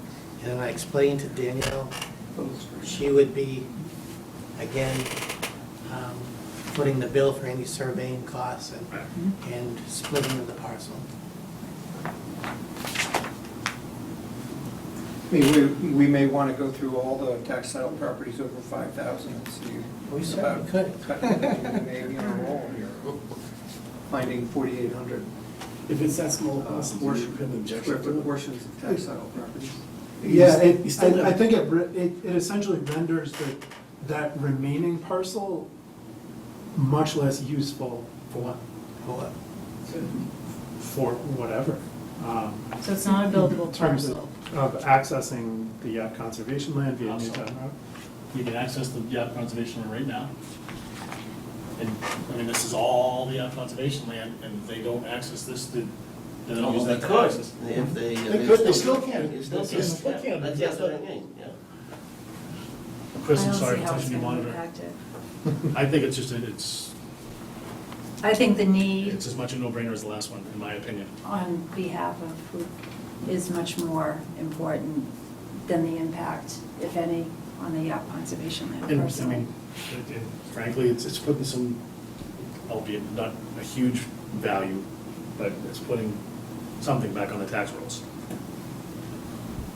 I just don't see the impact, the negative impact to the Yap Conservation Land by putting up to 4,800 square feet on the back of that lot in order to help a resident.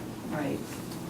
Can I ask a quick policy question? Is there anything in the policy or in the implementation of this policy that prevents someone who's utilized the abutter program from coming back next year and acquiring another 4,800 and so on and so We can forth? stipulate. I don't know if there's a policy, I can't answer that question. There's nothing in the policy, but it's always up to the board whether they want to. The board, yeah, the Make board parcels decides which available. parcels you bring to town meeting for inclusion in the program, in the tax title, the butter lot sales program.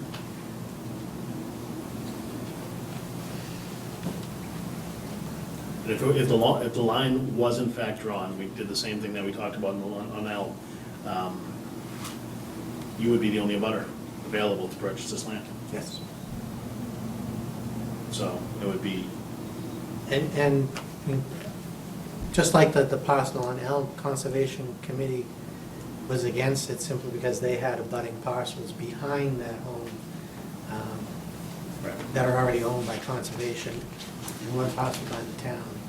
And to be honest, I found conservation's argument with Elm to be less compelling than I do for this particular. I understand that argument, I definitely do. Just because it's, the contiguous properties, like you said, are in the same. Yeah, Elm to me was a no-brainer, and that's fine. What would be the square footage of the remaining lot where that deducted from it? Anyone do that? What was Be the about .71 Four, yeah, subtract 4,800 from 36.8, So it's 10%. so that's 32,000 square feet. Ish. I mean, I think my thought and my wish would be for us to proceed the same way we did before, with the 11 Elm, to move forward with town council and the other boards and commissions offering their opinions. I'm with you, and Mr. Chairman, I wonder whether there'd be any value to also, if people are concerned about encroachment on the conservation land. Currently, the land we're talking about has no protection on it, but we also don't have any plan for it. How about, we could also Offer it? put a conservation restriction on it and add it into the Yap land, then, that kind of takes that issue off the table in the future. It's a good proposal. Go back to your old commission and say, I did for you. I'm happy to go forward if that's the stipulation, the will of the Yeah, I board. mean, think I don't want to be thumbing the eyes of, other boards either, so how about that? I mean, we help them out, and then we give the remainder to the, officially transferred over, and there you go. Mhm. I think that's a reasonable cut forward. And better to do that outreach now than to have a debate on town meeting Certainly, floor, right. where if we're Right. not all in alignment, you need a 2/3 vote, that's the way we lose votes. Let me throw this out, just, Danielle's here asking for this. It doesn't look like her immediate abutter at 414, looking at your house to the left, doesn't look like they have any need for any additional land. Right. But to square it off, is it worth us going to them to see if they would be interested in I think that would purchasing make a sense. straight line right? across? You're on a roll now, Let's keep it equitable. I think so, right. yeah, I mean, just. because You'll be that's- building affordable housing on there before the night's out on there. But if the idea is in fact I to thought we take were- a portion of that Yeah. and peel it off, let's make sure everybody. It's equitable, exactly. We're not going Gets to an offer that to Gino? then? He left too early. I That, think, I mean, that could also save on some of Daniel's subdivision costs, if that's the path that they want to go forward and your neighbor is interested in it as well, that process could then be. I wouldn't stand in the way of that. so to your left, levers? Mhm. Okay. I mean, It's all about the geometry at this point. I wanted it to be squared up.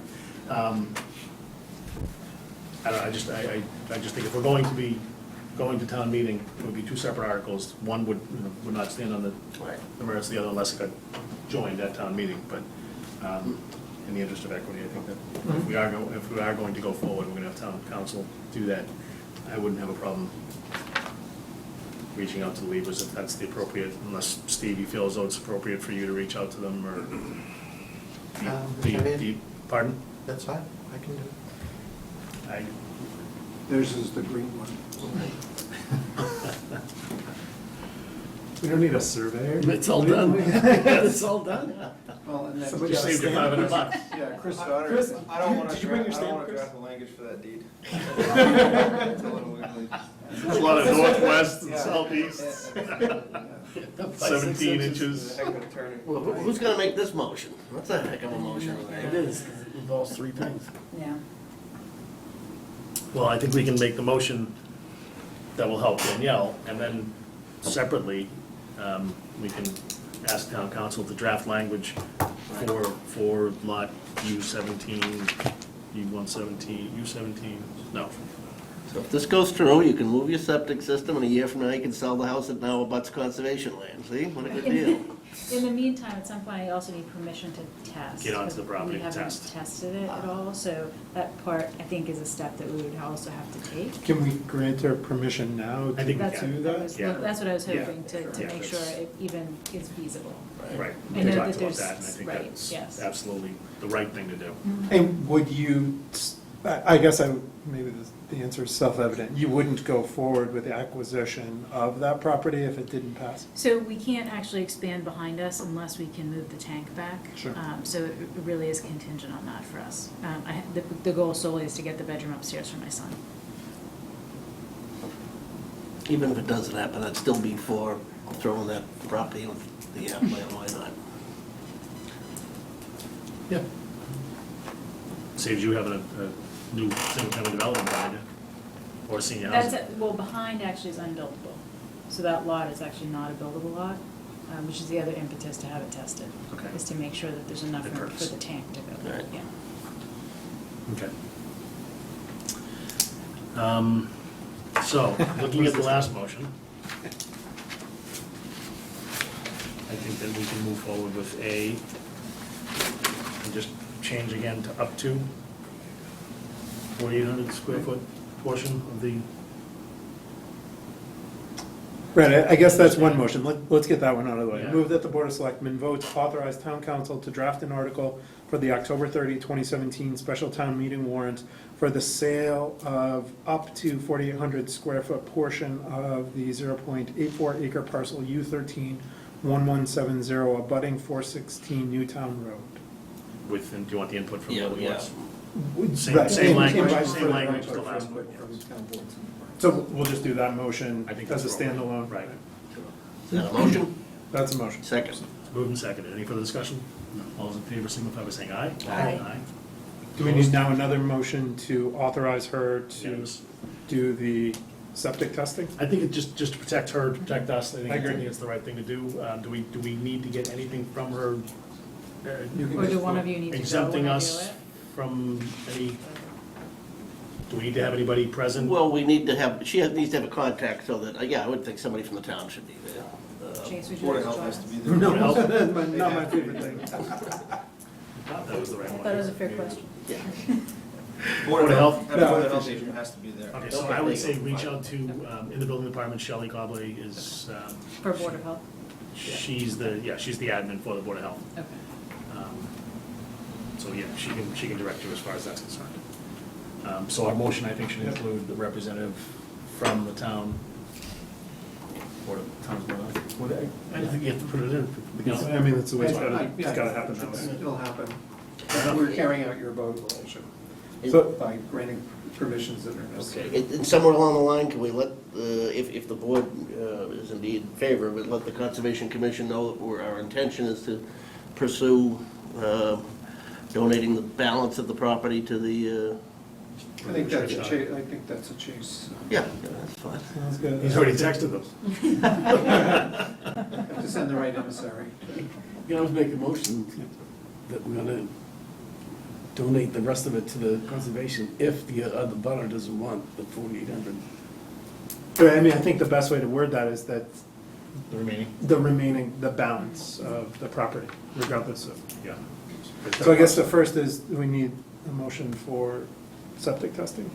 Yeah, permission. So I'll move that the Board of Selectmen authorize Danielle and Carrie Zublat to perform septic testing on parcel U13117-0. Second. Moved and seconded, any further discussion? All those in favor, signify by saying aye. Aye. It's unanimous. Get that.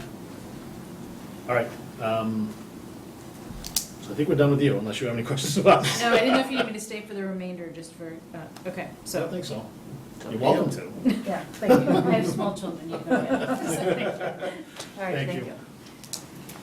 you. Good luck. All right, so do we want to take motions for the conservation portion of it, or the lever Well, I portion would of do it? it tonight. Yeah, I think we Yeah, can. yeah, timing's everything. on this Yeah, one. yeah.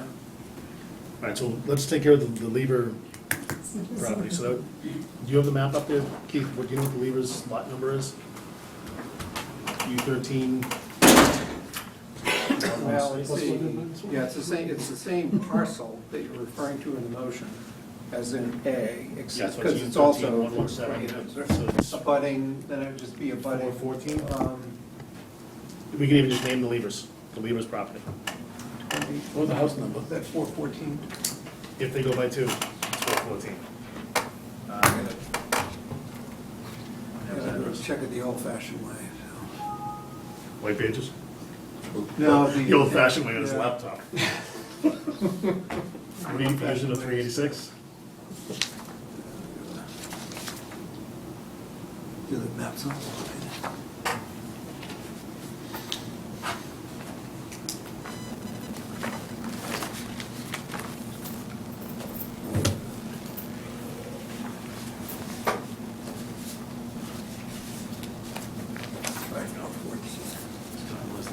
We have a winner, it's 414. U14, 118.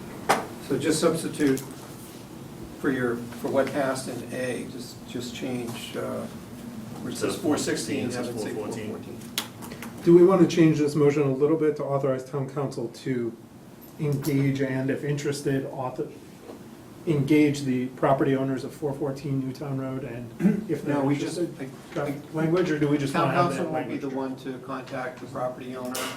I'll reach out to them, Yeah. and if we draft it and it's part of a motion, and we just want to withdraw it from the warrant, Yeah, at this point, council's he's gonna write one Yeah, that's right. article, Just and change it's the gonna have lots. 3 pieces, well, 4, Yeah. you know. Okay. Well, in the tax title, it'll be 3 parcels referenced, and then a separate article for the transfer of the balance to the Conservation Commission.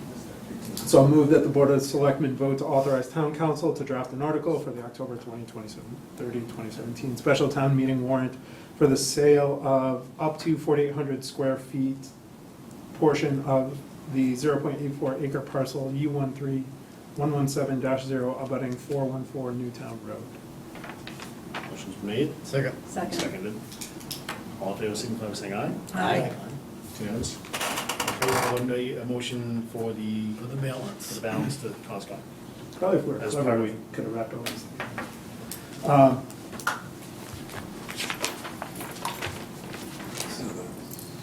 So that, I don't think we need to put the lot number in there. we just- Yeah, I don't think- yeah, just add move to that- the conservation land. Move that the Board of Selectmen vote to authorize town council. Do we need an article? Yes. Okay. Authorize town council to draft an article for the October 30, 2017 special town meeting warrant for the transfer of the remaining area associated with parcel U13117-0 to the Yap Conservation Land. Second. Moving second, all those in favor, signify by saying aye. Aye. All right, it's unanimous, great, thanks, guys. Good stuff. All right.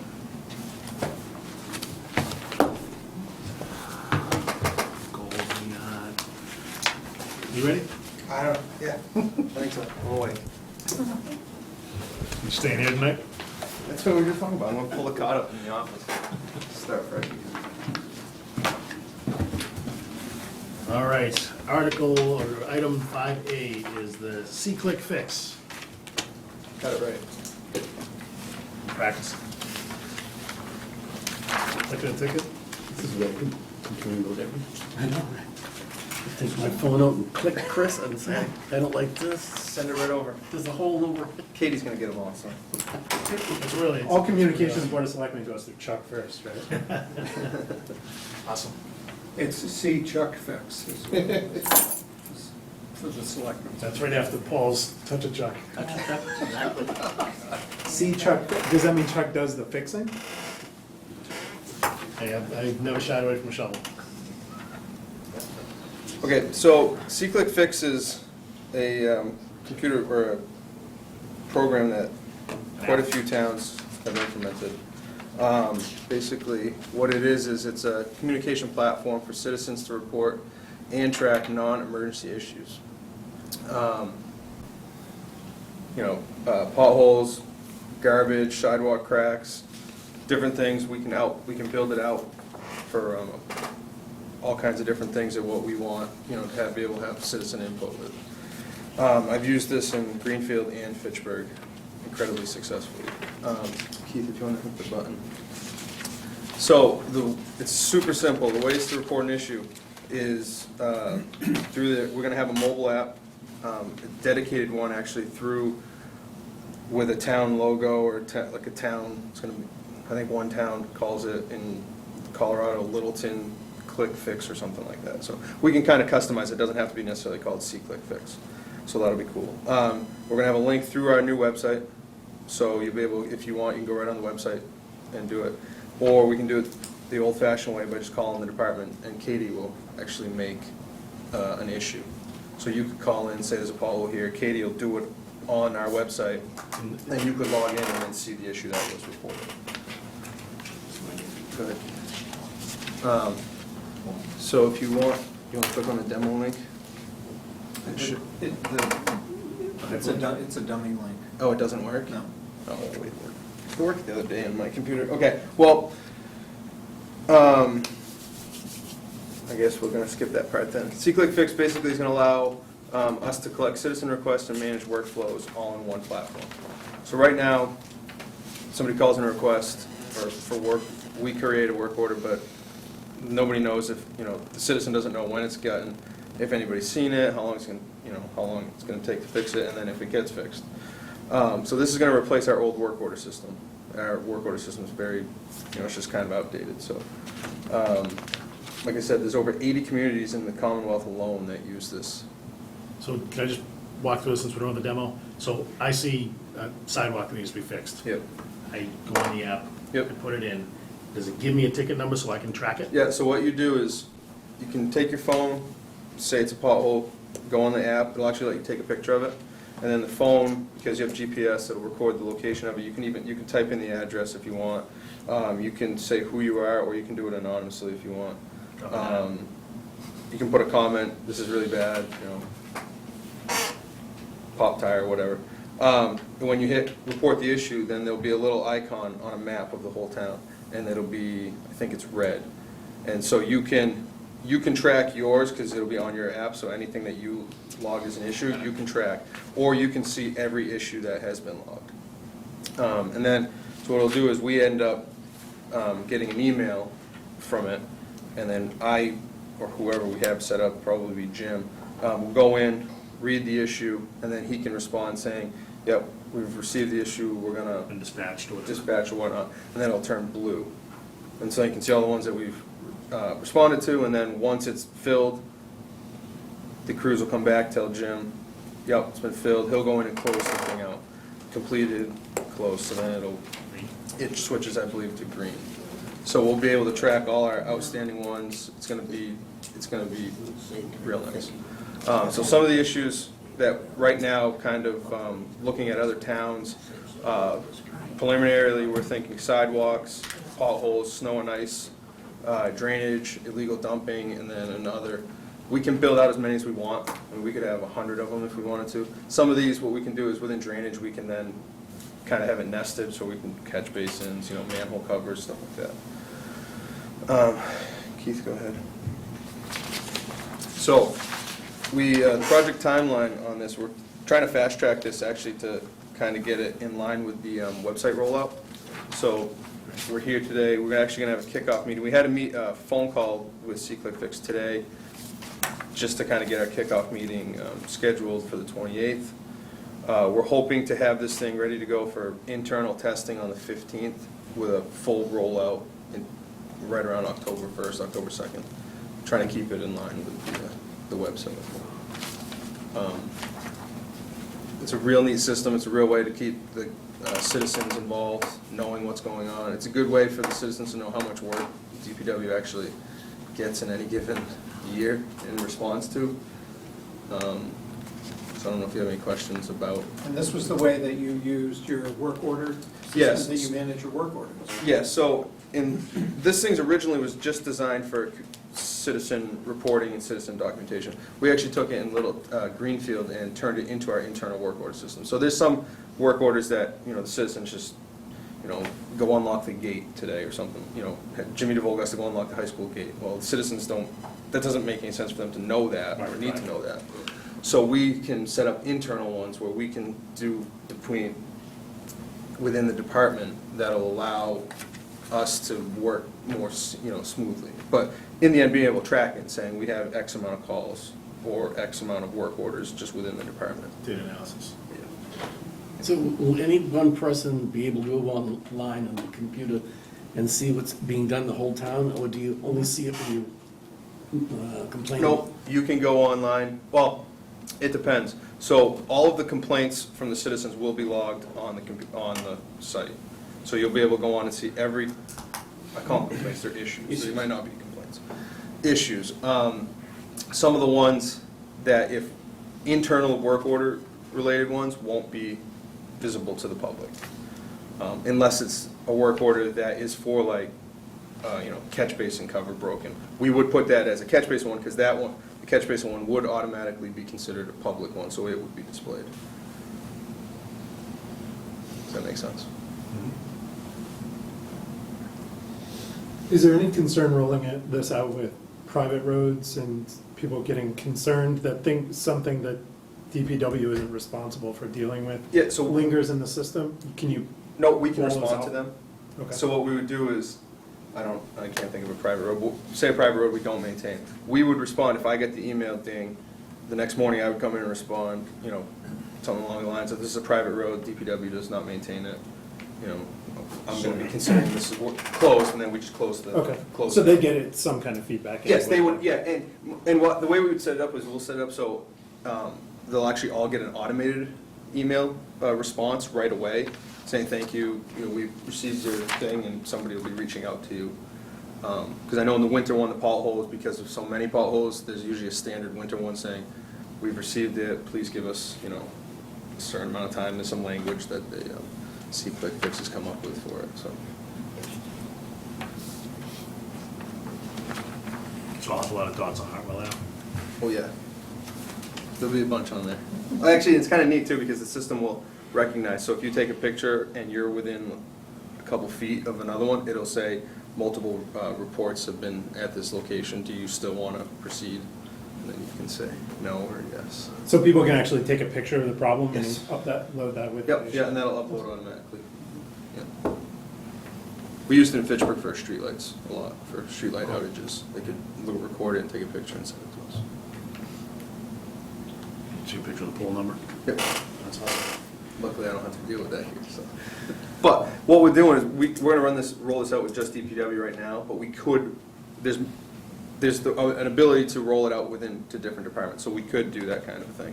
Hydrants, we had, I know, Greenfield, we had hydrants, so if hydrants damaged, Not shoveled out. not shoveled out, that was another one. Yeah, they would record it, and then we would get the ding, and we know where it was, so.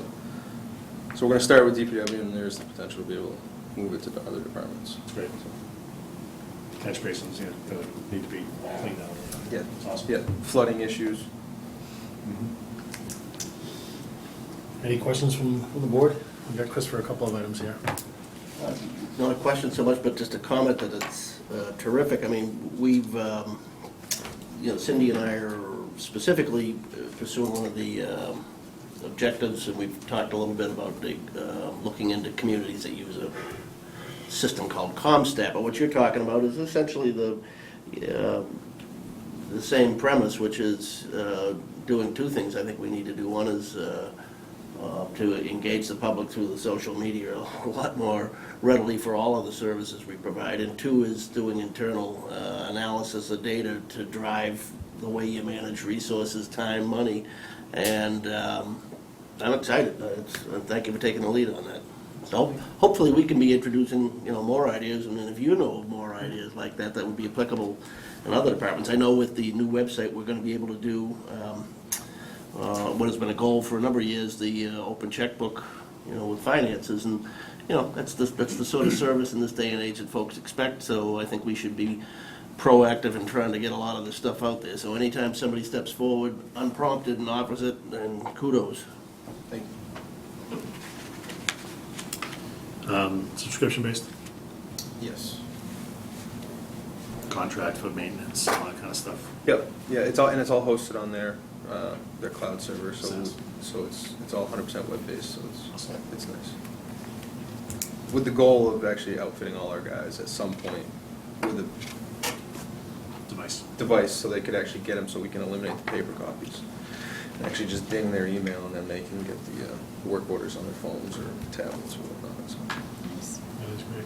Can they ultimately build it out so it sequences work orders for a day, something like that, or is that still? No, that's a little bit beyond this software. We'd have to go to a different software. I've used one similar to that and with not very good success. No, not very successful. It's very difficult to get them to implement it, and Sure. I just have a lot of resistance to. One step at a time, I love it. I Yeah. was just curious if that was. Yeah, no, C-Click Fix isn't quite that type of a software system. That's We'd robust. have- Yeah, yeah. It's kind of like Waze in Very- some ways, very but similar. you're able to communicate with Yeah, it. very, very similar, yeah. That's great. Awesome. What's that? Keep up the good work on that one. Thank you. Move on to 5B, complete streets and tip funding. You ready to go with that? Yeah, I'm ready. This one is meant to provide some policy direction as we prepare some upcoming state grant applications.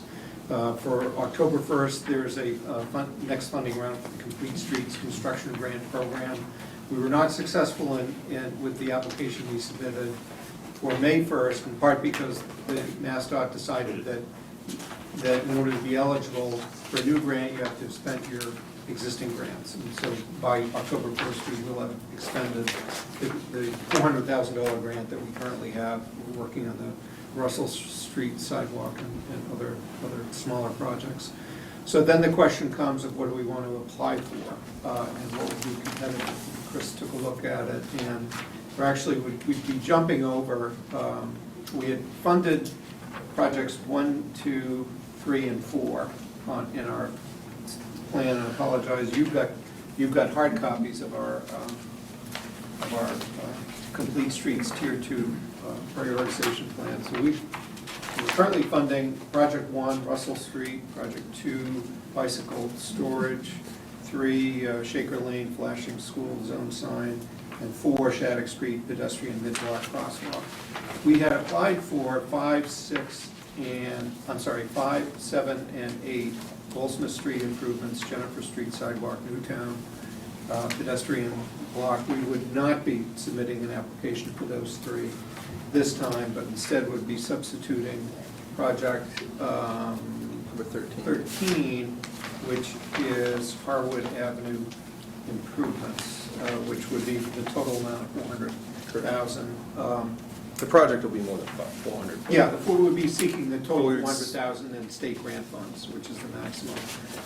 The other pieces that we're fitting into place, though, we're taking, and all the project numbers that you see in the proposed motion refer to projects that are in the Complete Streets Tier 2 prioritization plan that the board approved last August. And and from that, we see that Chris's proposal is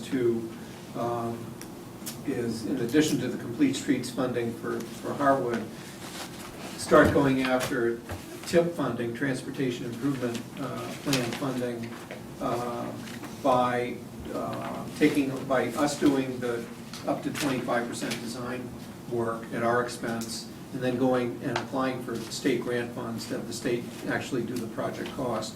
So the summary that you see, and we had talked about this when Chris gave his roadway update a month or so ago, but we're looking at a total,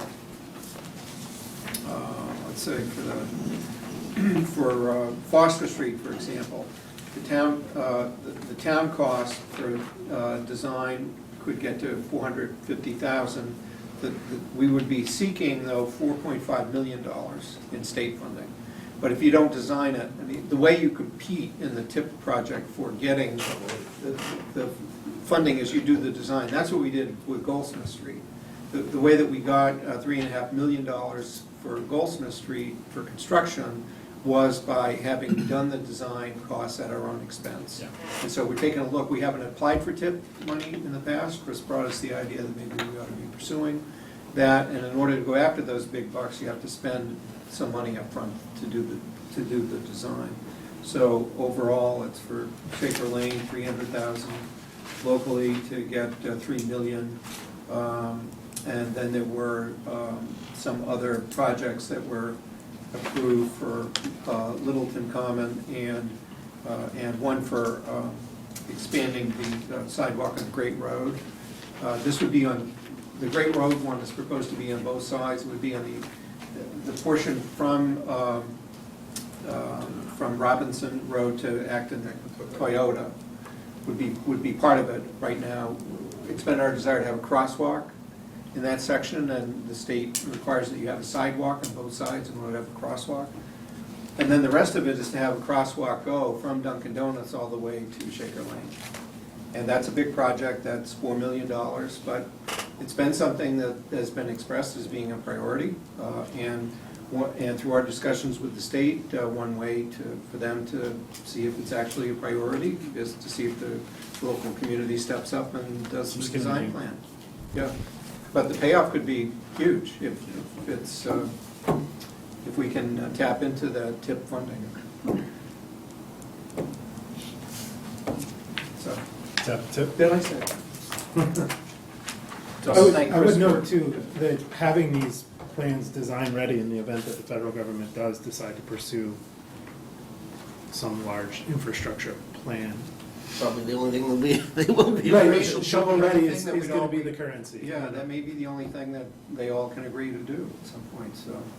But that is how projects got funded back in '08, when the last time that there was a major federal infusion of infrastructure funds. If you were ready to go, you got the money. If you weren't ready to go, it passed you by. So we didn't get any money in '08, but a lot of communities that had plans on the shelf and were ready to go were able to do it. But in any event, whether golden, opportunity arises from the feds, there's a standing opportunity with the state funding source for the TIP program to go after money. And they have a very similar philosophy. If you're state ready, a project drops off, or shovel ready, excuse me, a project drops off. If you fit the dollar number, you get shot right up. That's ultimately, after 10 years of waiting, that's ultimately how we got funded for Goldsmith Street. There were some projects one fiscal year that weren't ready to go. We got a call at the end of the year, are you ready? Yep. Okay, here's the money. And it was just that quick, too. All right, so we're looking, tonight, we're looking for, I remember doing the $400,000. Yeah, we'd like to have direction on two things, just to have the policy direction. One is to pick that the project will go for complete streets is the Harwood Avenue, but also to give Chris the signal, I mean, that the projects that we're looking to design, and we're not going to do them all in 1 year. No. We do want to have a plan in place, and what we go after for this fiscal year is Foster Street and Shaker Lane, and in the subsequent fiscal year for the Common and the sidewalks on Great Road. I will note that with the designs, I would keep it within the road maintenance account budget. So there would be no increase for further money. Okay. So that's the idea, is we would shuffle things around if need be to keep this within the given budget. That's good, good input. Would it make sense if we had some excess money at the end of the fiscal year, considering adding or advancing some design into the shorter term, so that so again, we can have these things shovel ready? So the design, we could we could give them the money, a consultant right now, the cash. The process to get through Mass DOT's TIP process is an 18-month. By the time you get your design, your plans, you have to submit them to the state, they have to look at them, make comments, approve them. It takes about 18 months to get yourself shovel-ready anyways. So I take that into account, I try to take that into account and figure a portion of the funds for the first year and then the remaining balance for the second year, and then with a kind of an overlap, so FY19 would have a small portion for those projects, you know what I'm saying? Because it takes the state, it's a good 18 months from start to 100% design plans. And that's just, you can't go any faster with a TIP project with the state, so. But we don't know if what you're maybe thinking, Chase, is the potential of a federal program, that might be different, might move quicker, so. Well, the federal program is still gonna, most likely, how I've seen in the past, they give the money to the state, and you still have to abide by the state Mass DOT's design rules. So in the end. Is that what they did last time around? Yeah, and that's how it always, you have to go, MassDOT governs all projects with MassDOT money, so. And I certainly don't want to spend money. No, I thought it was a reasonable question. Yeah, if we do end up with an excess, I think it would be interesting to entertain what. I mean, Is there absolutely, it's something more easier to, if we know we have the money, to be able to, you can tend to kind of push a consultant a little harder. I'm hoping we can get, I mean, it's not the roads, but on a similar note, the sewer project is far enough along so that if magic federal money appears, we're ready for it. That would be good.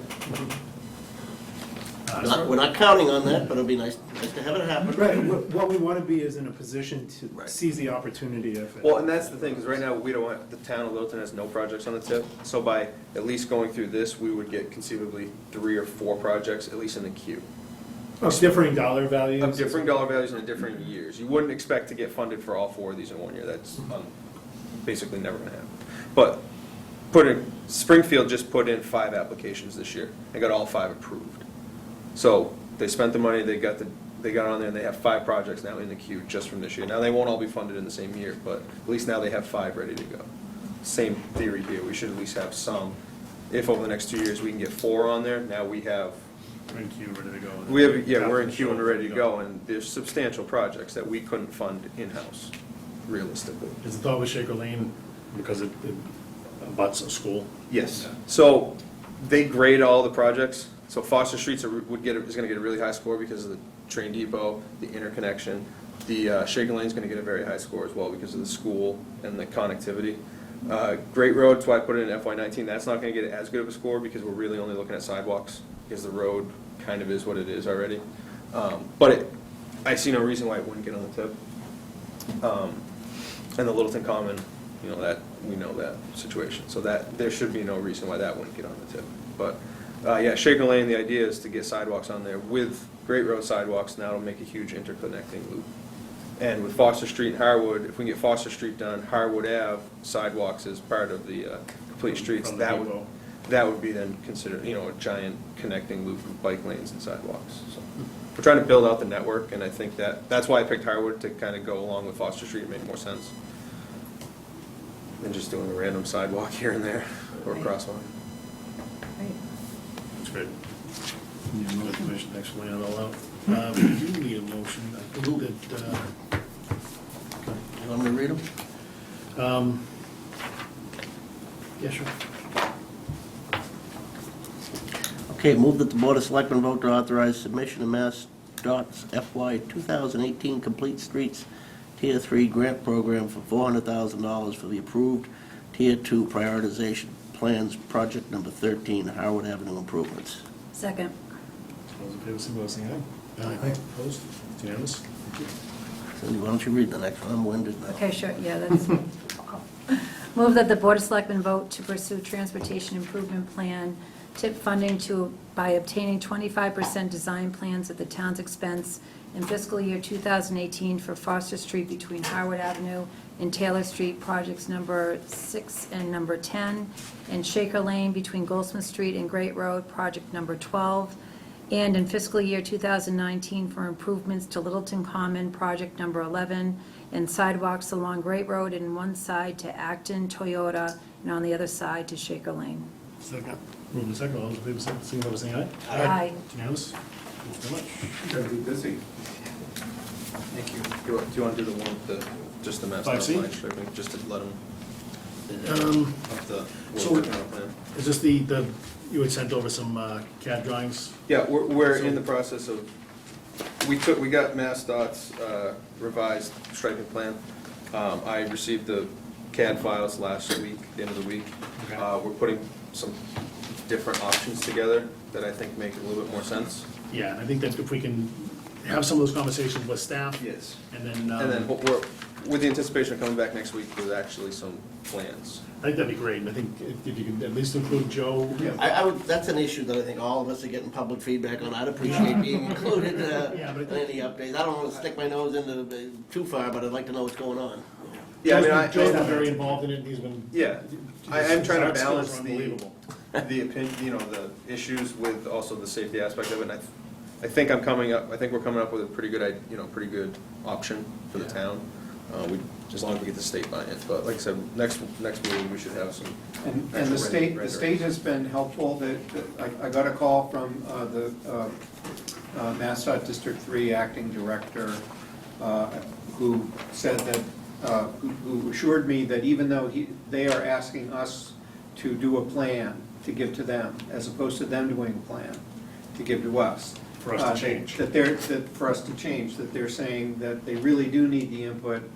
Local intelligence. They've got some staffing issues that they are more than happy to review a well-thought-out plan that we've come up with, but they don't have the staff resources to commit to come up with the menu of plans and then to vet them, but they will certainly do that for us, and the plan that we come up with, they will fully analyze and provide input on, and ultimately what we're talking about is to have them do the work.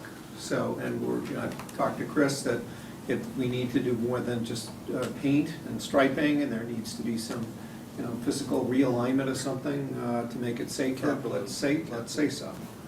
So that we can, again, because the state's gonna do it, but we wanna take the opportunity to come up with a locally based proposal to give to the state.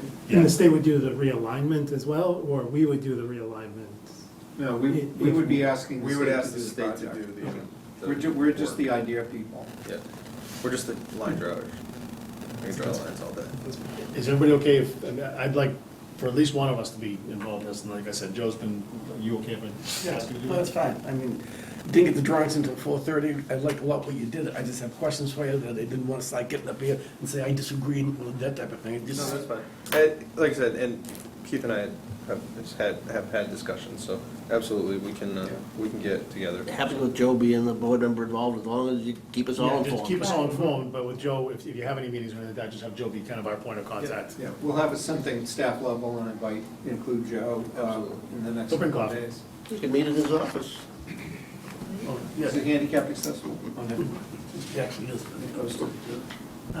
Yeah, just let me know what day, because one day I have to head into Boston, but I can change my schedule around. I know Wednesday I'm in training all day, so. Then I'll go to Boston on Wednesday. Oh, okay, well, that works out. So flexible. I'll shoot you, I'll shoot an email out first thing tomorrow morning. Okay. Schedule a day. Thanks, Chris. All right, Did we thank take care you. of everything now? I think so. Well, for today. You don't have anything to say about the monorail, monopoles? No, it's not happening now, so we're okay. Thanks, guys. Thank you. Have a safe trip home. Thanks. Make sure you text me when you get home, so I know you get home safely. I'm sorry, I thought you were with kids. Wait till you're not behind the wheel. That's right. Yeah, in the driveway safely, keys out of the ignition. And this next, and speaking of the commuter rail monopole, that I was asked to put this on the agenda they must have known, they must have heard that we were gonna start talking about it, and maybe say mean things, but a lot of communities that are affected, north of Boston, for all the commuter rail lines, have been concerned about the MBTA's plan, which was even barely announced. It was uncovered through the WBZ Spotlight team, of potential locations of these 70-odd-foot monopoles, which were for Wi-Fi service. And at this point, the MBTA announced on Friday that they were pulling the plan. And they did so, and they said, therefore, you don't need to bother to come to the fiscal advisory board meeting, which was scheduled for noon, and there were a lot of us carpooling. They must have, I don't know if they read the emails or something, but there are a lot of people that were planning on being at that meeting in Boston on earlier today, at noon today, and the item was taken off the agenda. They canceled it. I think what's important to note here is we were fortunate in the locations that they chose to put them on the commuter rail for us. I mean, one was behind Very Fine, or Patriot Beverage, and one was at the commuter rail station. So they were very much, they were discreet, I guess, for lack of a better word, but there's some going through Andover and, other communities that have hit historic locations with a 70-foot pole. Oh, gosh. Well, and I think the other part of it was that the fiber lines that were going to them were substantial as well. Right. A lot of weight. That's all, yeah, exactly. Like So, there. never mind. Or actually, the watchword is stay tuned, because it was only that they told their vendor that the current plan is not to go forward, but they invited them to submit something else. So- On 5C, we're going to bring that up next week, right? Yes, we'll have 5C at the meeting next Monday night. Yeah. Steve, I'm sorry, kept you here the whole time. It's like seeing your smiling face out there, Steve. Item 5E is Treasurer Group Health Insurance eligibility audit results. So, and Steve and Ann here, and I asked for the agenda item just because it's one of those things where this is in the category of, you would be the ones who would hear about this first, if we just did it administratively without giving you a heads up. But the state law requires us to do health insurance eligibility audit every 2 years. And one was done, and it was done very comprehensively, and massive amounts of follow-up by Ann, but we are, at the end of it, we're left with 5. And I have an update for you. Okay.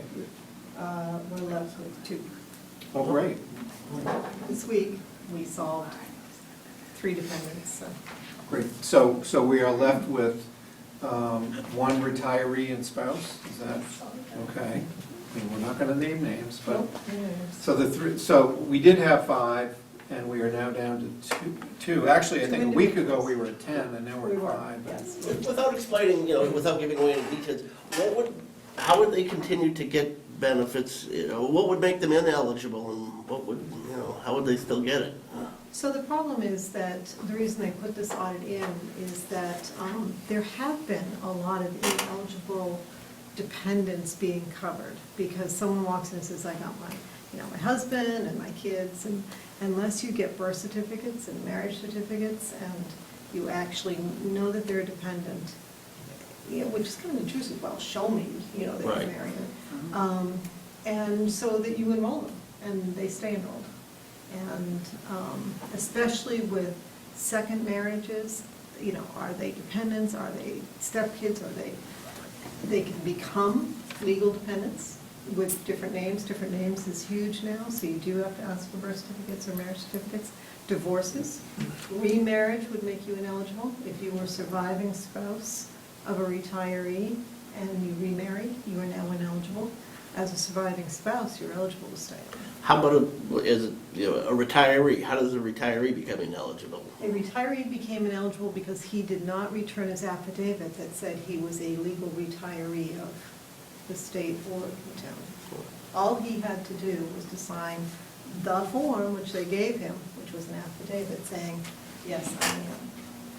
He did not. And we've reached out several times. Can we give him a piece of Ian land reached on out. Newtown Road? Ian reached out, the audit company reached out, Maya reached out, and then finally Ian reached out again with a certified letter. So I'm assuming this We is still probably have- someone that worked here for a while and then went elsewhere, and so we can account for their time here, but not where they retired from, or? No, he retired from us, Oh, he he's did? our Okay. retiree. Okay. And unfortunately, he also has his spouse with him, which, with no answer, if he's not eligible, she's not eligible. If she's indeed still a spouse, that's another whole thing, you have to send in that paperwork. Right, right. There are several levels, well, Pete did, but there are several levels of proof that you need to send in, and they tell you what it all is. That you can fax, you can scan, you can, mail, you can get it there any way you want, but you have to. It's a lot of information. I'll say firsthand, I mean, I remember doing it 2 years ago. I thought that would be enough. I put all of my documents away. I couldn't find them. I knew I was married, and still was, but I couldn't prove it to Ann, so. But I did ultimately. The state put this law into effect to do these audits because, basically for OPEB costs. You want to make sure that the people that you're covering should have benefits, because if they're not, then you're overinflating your OPEB costs in future years. So this is well worth it, and Yeah. it's unfortunate that we have this situation, but Yeah. we do. Well, we're actually very good, that most towns did not get the response we got. Yeah, I was just gonna say, percentage-wise, this must be fantastic, right? So the final step was a certified letter to his home, which was signed for. So we're kind of at the end. Mhm. And what's the next step there? Disenroll? Termination. Termination. The law is that you can become. And once someone is disenrolled, can they re-enroll if they submit the paperwork, or are they pretty much stuck? Is there a with reach back? A retiree is something we should talk about. Normally, you may not re-enroll until open enrollment. Once you're done, you have to wait for open enrollment. You may come back on at open enrollment, but only with the documents that you were supposed to provide the first time. So sooner or later, they have to provide the documents. So yes, they could come on. For us, that's April for June 1st date. They'd have to wait until then to come back on. We do, and Steve was the one who mentioned this, we do have in our current health insurance policy for retirees, that once there's a break in service, once you're not covered, you may not come back. So, and this is the first instance of this kind of a termination, so that may be something that you want to revisit in that policy. There's some other things I think we should revisit in that policy now that the law's changed, that we can't receive reimbursement from other towns.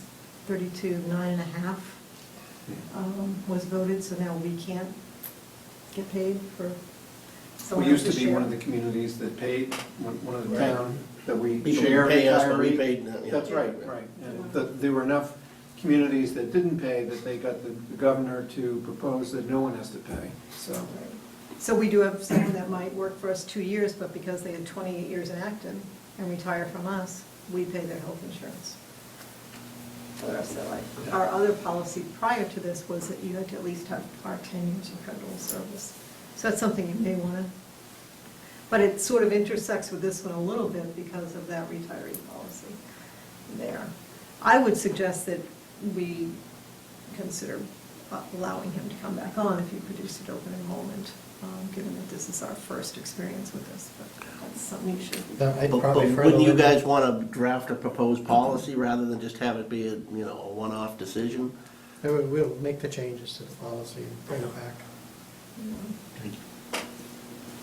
And I want to thank Ann and Steve for all the work that they've done here. The work that's been done is over and above the call of duty here, what the state law requires would actually end up disenfranchising an awful lot of people who just didn't get around to filling out the forms and who needed the prodding and the follow-up and they should be very grateful for all the follow-up that you've done, and we are grateful for that. Thank you. All right. Sorry, we, Thank Give me you. a smack in the head when I'm walking in the room, Steve. All right, 7A, host community agreements. This is something we put on the agenda just so we can kind of get an updated, where we're at, what do we have outstanding. Let's make sure that we're kind of playing by the rules. Earlier tonight, it was, we had some questions about the VCU center/building. And there's been a lot of chatter. There's been quite a rumor mill going around about this HCA says this HCA says that. So we thought it was appropriate to come forward tonight and just say, okay, these are the HCA's that we have out there. This is what's included in them, and let's just kind of review them and see if there's anything that we need to take action on, any clarification that we need to make. I don't know who did the work. If it was you, Keith, thank you. It's very, very good work, very thoughtful. And Thank you.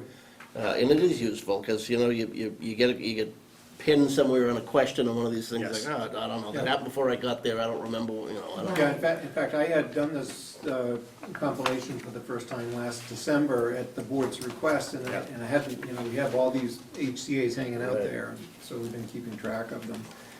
Just to run through quickly, the MassWorks one that we have with Sam Park, that's all done. The last amounts of money that were to be paid have been paid, which was the final amount towards the $65,000 for the Russell Street sidewalks.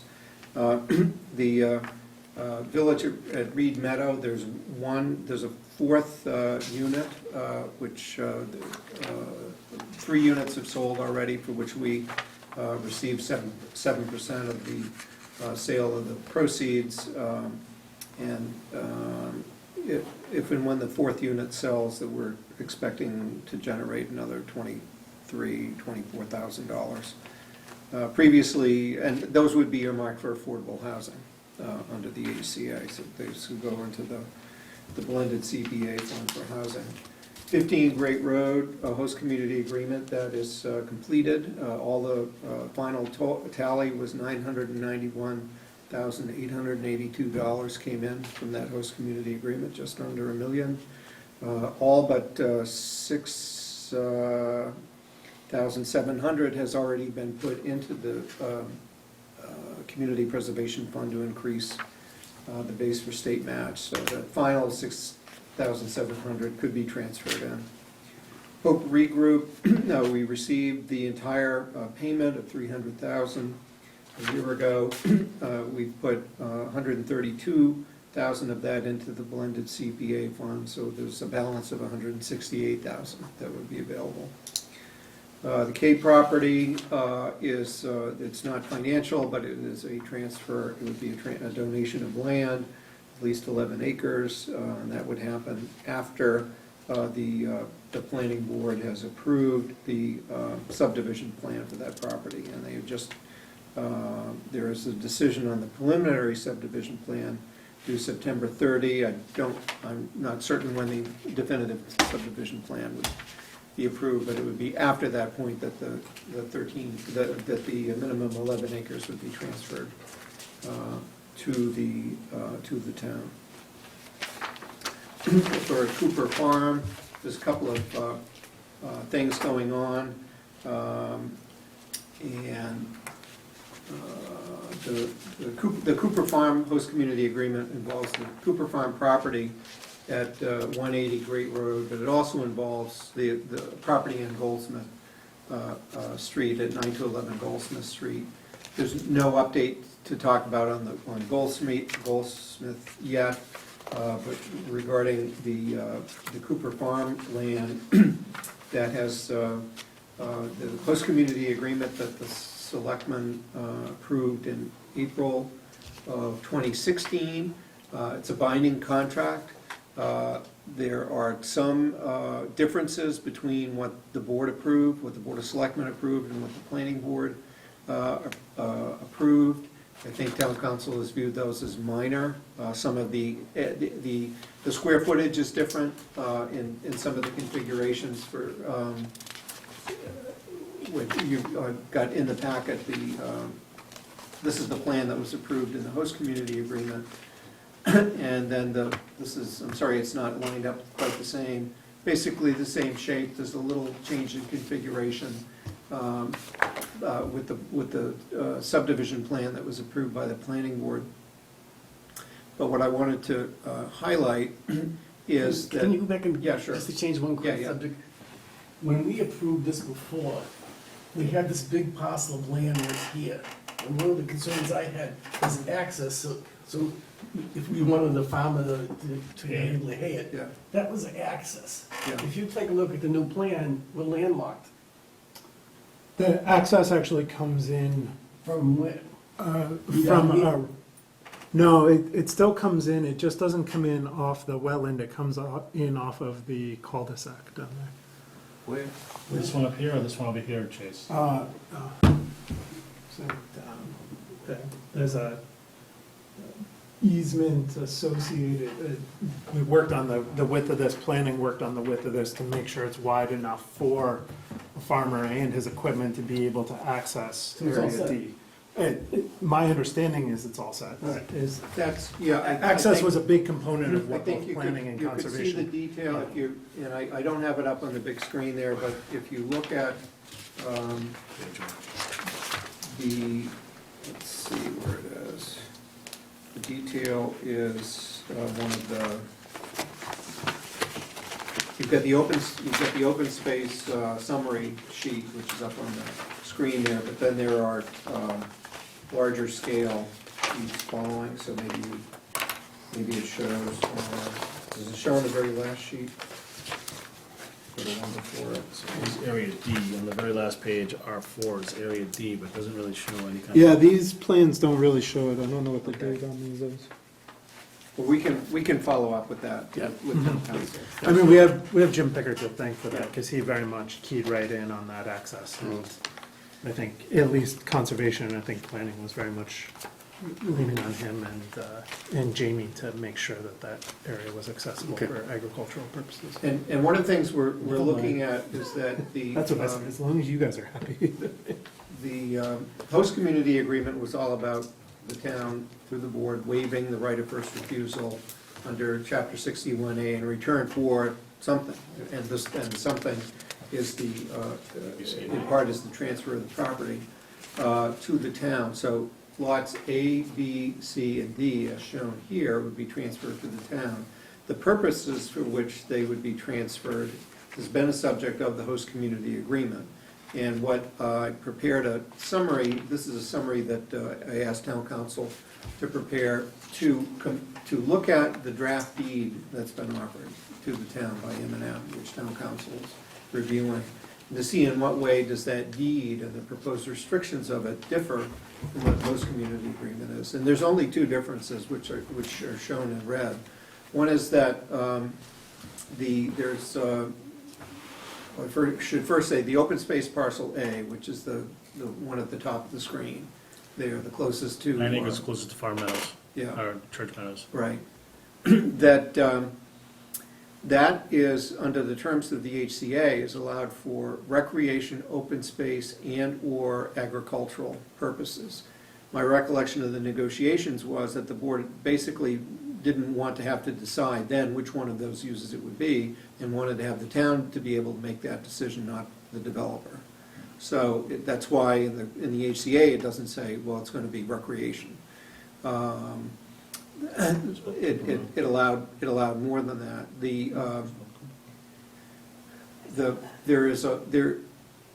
And in my understanding from the planning board's approval that they are in fact that they are that they're approving recreation as the use for A.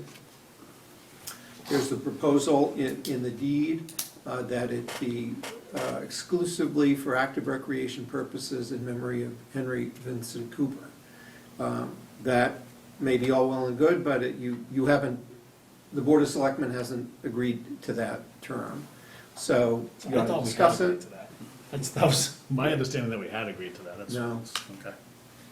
No, you had not agreed to either active recreation as the use. It was three, it was a menu of three.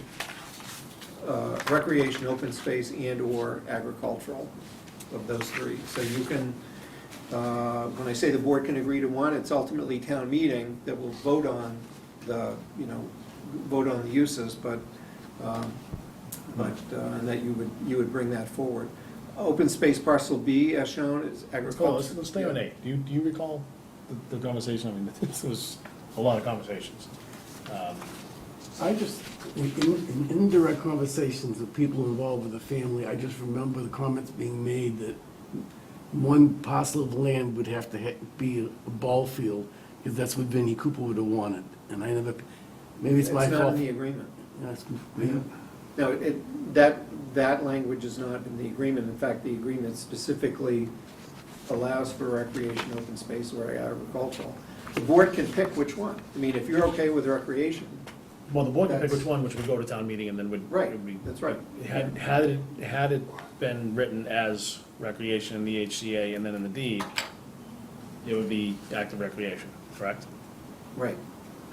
But it was written as 3. So the deed In the needs to be HCA, consistent. and the deed, but the deed is being written now. And the deed as written allows for recreation, open space, and agriculture Okay, with. so that change can be made, that's not, that Yeah, hasn't you been filed can- yet, right? I mean, No, there's no, it's a draft deed. And if the Board of Selectmen is okay with recreation and having the naming, you can have you can tell town council to assent to that form of the deed. That's just, it's a difference between the document that the board has authorized and has signed versus the form of the deed that's being prepared. And there are only 2, maybe even minor changes. The other, just to jump ahead, in the very bottom is that it's a proposal that open space areas A, B, and C collectively are be restricted to protect and preserve the scenic vista along Great Road. And I gotta say, yeah, I mean, that's been the purpose. Right. All along, that the sales pitch has always been, we've got to preserve the vista. We've got to, but the seller, the property owner, the developer is particularly motivated in marketing the rest of the units to be able to say to potential buyers of the subdivision that, in fact, the scenic vista along Great Road is preserved. And so it's important to them to get that language in the deed. I would submit that it's important to it's been important to It the was town implied. all along. It was implied, that's for why we wanted that. vista. I mean, but council is calling out to us a restriction that is specifically not in the HCA. So if you're okay with recreation, if you're okay with the naming, and you're okay with the vista, then we don't have any differences between the, what the deed is that's been drafted, Proposed that's deed. being drafted, the proposed deed. I wonder about the definition of scenic vista and the subjectivity of that. Like, does it cause more problems than it solves by trying to write that down? Because then everybody has a different interpretation of what scenic vista means. Yeah, if we didn't, if it wasn't in our interest to include it in the first place, what does it add to value for us other than a potential headache down the road? Right. Yeah. Why have it there? Why not just say no? Or put something like undevelopable. Or, something like that. or to better define what you mean by scenic vista, because I'm sure. Well, I'm and sure in that would be the law, alternative, right? I'm is sure to- it's Define it, or just put probably a undevelopable. term of art that hasn't even been defined. I mean, isn't that the essence I of think that's why defining they're the putting it in uses there. associated with areas A, B, Yeah, I and C? mean, that they would not want to see, I'm presuming they would not want to see structures there, but maybe you could say structures that are larger Well- than some size, or if you need outbuildings. This is for all after the agriculture. fact. I mean, if they wanted that, that's a negotiable point. What are they paying, what do they want to pay for that sentence? Well, that's just it, we did negotiate in good faith, right? So,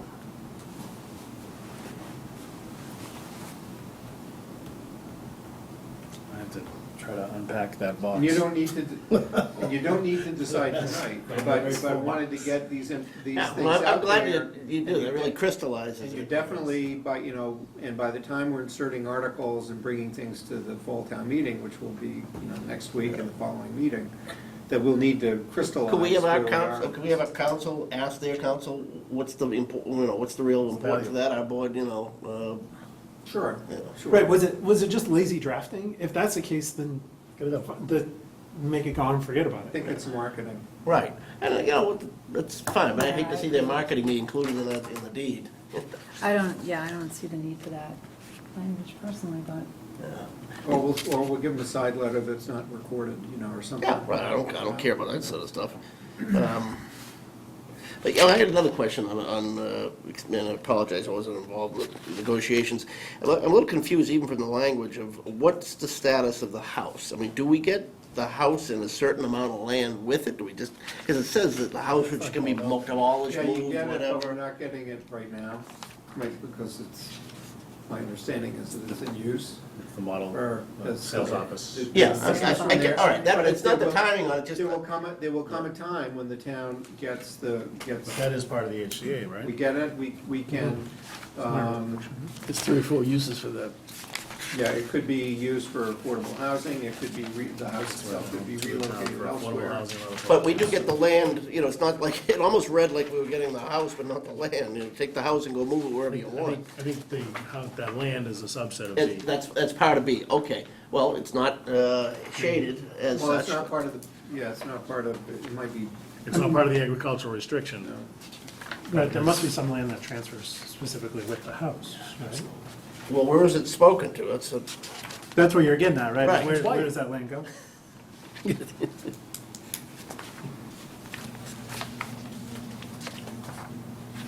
Yeah, It's not addressed in this summary, but I can, we can call it out.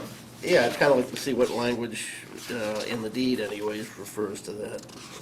Or, yeah, whatever explanation is. It just looks like it's kind of dropped through the cracks in here somehow. Not, I'm not suggesting it did, but it just is, explanation for it's not evident to me.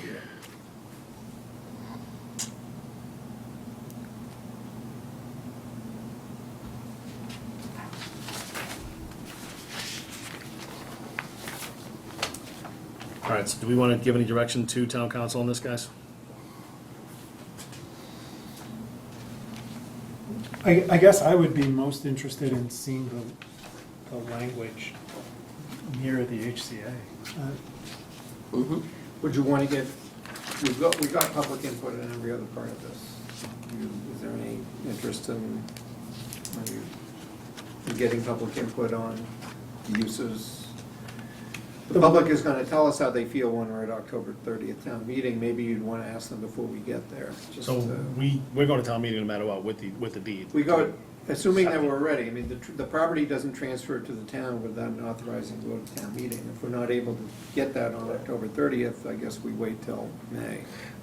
But Obviously, we want to include the public, but you would want to create the impression that, oh, it's open for renegotiation. I mean, I would think one key to that is sticking to the language in the HCA and not changing any of that language. And then if we do have a document to share with people, let's have invite the public and tell them it's. Well, town meeting is the public opportunity, right? But even before that, Someone wants to stand up and specify what A is and make an amendment. Yeah. So you still want to leave it open, leave A open? My understanding was that it was specific to Vinnie Cooper's wishes to be active recreation. And like I said, I'm gonna have to unpack that box. No. never made it And, into the HCA. right, and so to build on that statement, just having been involved with the trust, having known Frank Cooper personally before he passed away, I agree with that sentiment. I mean, Vinnie Cooper he played baseball in Littleton. I think that would be a great tribute to him, to honor his land, so I agree. But if it's not in the HCA. No, then- I know, but I just, I actually really like your idea about offering an amendment at town meeting that incorporates that. I think that's a very, very transparent It is way transparent. of achieving that objective. yeah, I'm just I'd be letting you know more where I comfortable with stand on that. it. I'm the same way. Yeah. That was my I understanding. mean, there's no reason we can't make it recreational. I just, the deed shouldn't limit anything that the HCA. It wasn't in the can do. HCA, because then you're opening it up to, and this is specifically what the rumor mills and social Right, media has been right. blowing up about and kind of the Yeah. impetus for this conversation. Right, okay. Speaking of recreational, want to go on to the next one? Sanctuary? Yeah, Yeah, so we have Nice transition. Are you gonna get that transition, Alex? I hope you get that transition. Sanctuary indicates that this December is their target date for opening.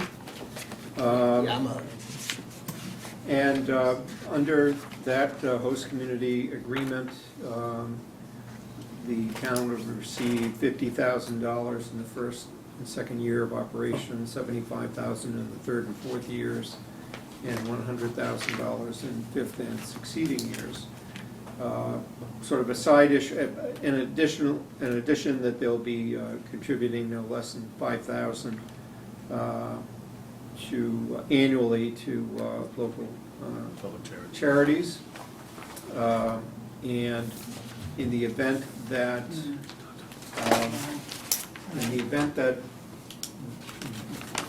they are able to cultivate marijuana for purposes beyond medicinal, then the HCA says that we would get an additional $10,000 per year, and that's a longer time horizon. There are a number of issues there, including the fact that we're currently under a zoning moratorium, and we haven't written the zoning bylaw that governs recreational marijuana. The state is still figuring it out at their level as well. But there could come a time in the future when there's a town meeting vote which does something. Maybe the areas where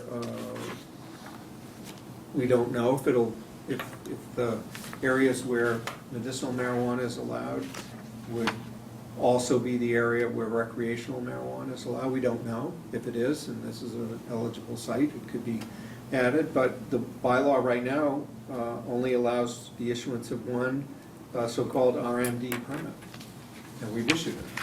The planning board has issued it, so it might, even that might need to change, or is it the same permit that's expanded? Well, I think the intent was that in the event that passed, we would have a cultivation site that they were gonna use all the same transportation modes and security measures and everything else, and if they were going to cultivate, they're going to cultivate. If suddenly they were they'd going to get a into an facility that's additional going to business, sell we it. wanted a piece of the Exactly, action. if they were gonna be dispensing Right, yeah. elsewhere, not in Littleton, so we kind of covered ourselves under our bylaw, Right. where we got the best of all worlds, Right. really. So, right, the host community agreement allows us to benefit in the event that all the other permitting decisions for them fall into place. Right. So the last word was, their expected opening date is December, but Is do we have December.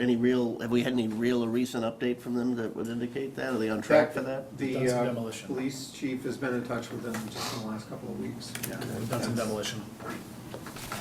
We've been working with the building inspector and, I think there was the previous tenant is out yeah. finally, so the property was occupied. And then the last HCA we have is with Patriot Beverage LLC, which is now in the first year of its TIF. And we were expecting, under the terms of its host community agreement, by year 5, when they create 50 new jobs, at that point, they have an obligation for a $20,000 payment for a project earmarked by the company in this cycle. So Keith and I are trying to establish a day where we can sit down with them and start talking about, going forward and opportunities to work together. Not to let the cat out of the bag on this, but they did, I have to say, when we negotiated the host community agreement last October, they ended up doing a lot better in December. From the state. From the state. We only thought they'd get $100,000 in a state investment tax credit. When we signed the HCA, they got $625,000 from the state as the investment tax credit. Did they buffalo us or what? They didn't know. No one knew. No one knew. We estimated $100,000 for 50 jobs in the investment that they were making, and the state really liked the manufacturing operation and rewarded it. And the fact that they were going into a historic building that would otherwise blight. So anyway, so So maybe Keith and I are they'll- hoping to sit maybe down with they'll them take and maybe video. reach into the pocket a little bit more. There you go. But they've always indicated that they're gonna give back to the town. So Yeah. we want to work with them on opportunities to do that. Good. Okay. Yeah, that's what we got. So, we don't have to do anything relative to the recreational thing right now, right? Should we start thinking about that? Should we start getting any conversations There- going with planning board? Yeah, we should probably have some, we will need that, I'm not sure if their attention is focused elsewhere. I hope it is on Hours meaning? the planning boards. Yeah. That it's zoning. I mean, it's a zoning, the task is to bring back a zoning amendment for the May town meeting for recreational marijuana. But we will want to work with. Cultivation, them on it. Huh? recreational marijuana Cultivation. cultivation. Well, Or, yeah, so we didn't, our bylaw does not specify cultivation. We managed to put under agreement a cultivation site, which meets, Our bylaw for medicinal allowed for one RMD, registered marijuana dispensary, RMD, that's what it means. But an RMD is defined as dispensary and/or cultivation. And fortunately, we were only ever approached in a meaningful way by cultivation sites who had their dispensaries elsewhere. The law, though, doesn't distinguish, if the one applicant that we had was for a dispensary, then I was half would have asleep. had a. No, I wasn't trying to. Different yeah. conversation. I see, I understand. so it worked out. But I very guess well. we're seeing a sort of a cultivation type of community, cultivating our future. Cultivating the right? future. That's our master plan. Thank you, thank you. I had to wait till the end of the meeting. to go. Mike waited for it. All right, we've got a set of minutes from July 24th meeting. I wasn't at that meeting, Oh, was so I? can't even make it. Is that why we left your name on? No, surely. Did we say you were absent? Your name was on the yeah, header, right, yes. Right, yeah. Joe took a lot of pot shots at both of you guys. Oh. Cindy and I tried to hold him back. We did, yeah, we did our best. And we were out of here in an hour. It was a quick meeting. Well, the chairman's kind of old and he wanted to get home, I'm sure. He's pretty tired at that point. Before you go, we have, these are our previous votes, but these are 4 liquor licenses. I was trying to that are in understand that. various I know. stages of- It could be within the next, one of them's ready to Take go my line. tomorrow, the El Forno. Oh, But we want to have the we have rest of the, designated lines? we want to have the rest of the licenses ready to hand out. I make a motion, we accept the minutes as written. Second. moved and seconded. All those in favor, signify by saying aye. Aye. Abstain. I'll abstain as well. So it's 3-0-2. All right, the other motion that I would entertain is a motion to adjourn. So moved. Second. All those in favor, signify by saying aye. Aye. Aye. All right, good night, folks. Our next meeting is next Monday night, the 21st. Same bat channel, right here. Have a great week. Third Thursday, this Thursday, and the opioid crisis Wednesday. Wednesday. 7 o'clock, 7 o'clock Littleton at High the School. auditorium at the high school. FinCom, Selectmen School Committee tomorrow. Yeah, Can I throw the switch down? you can. Yeah.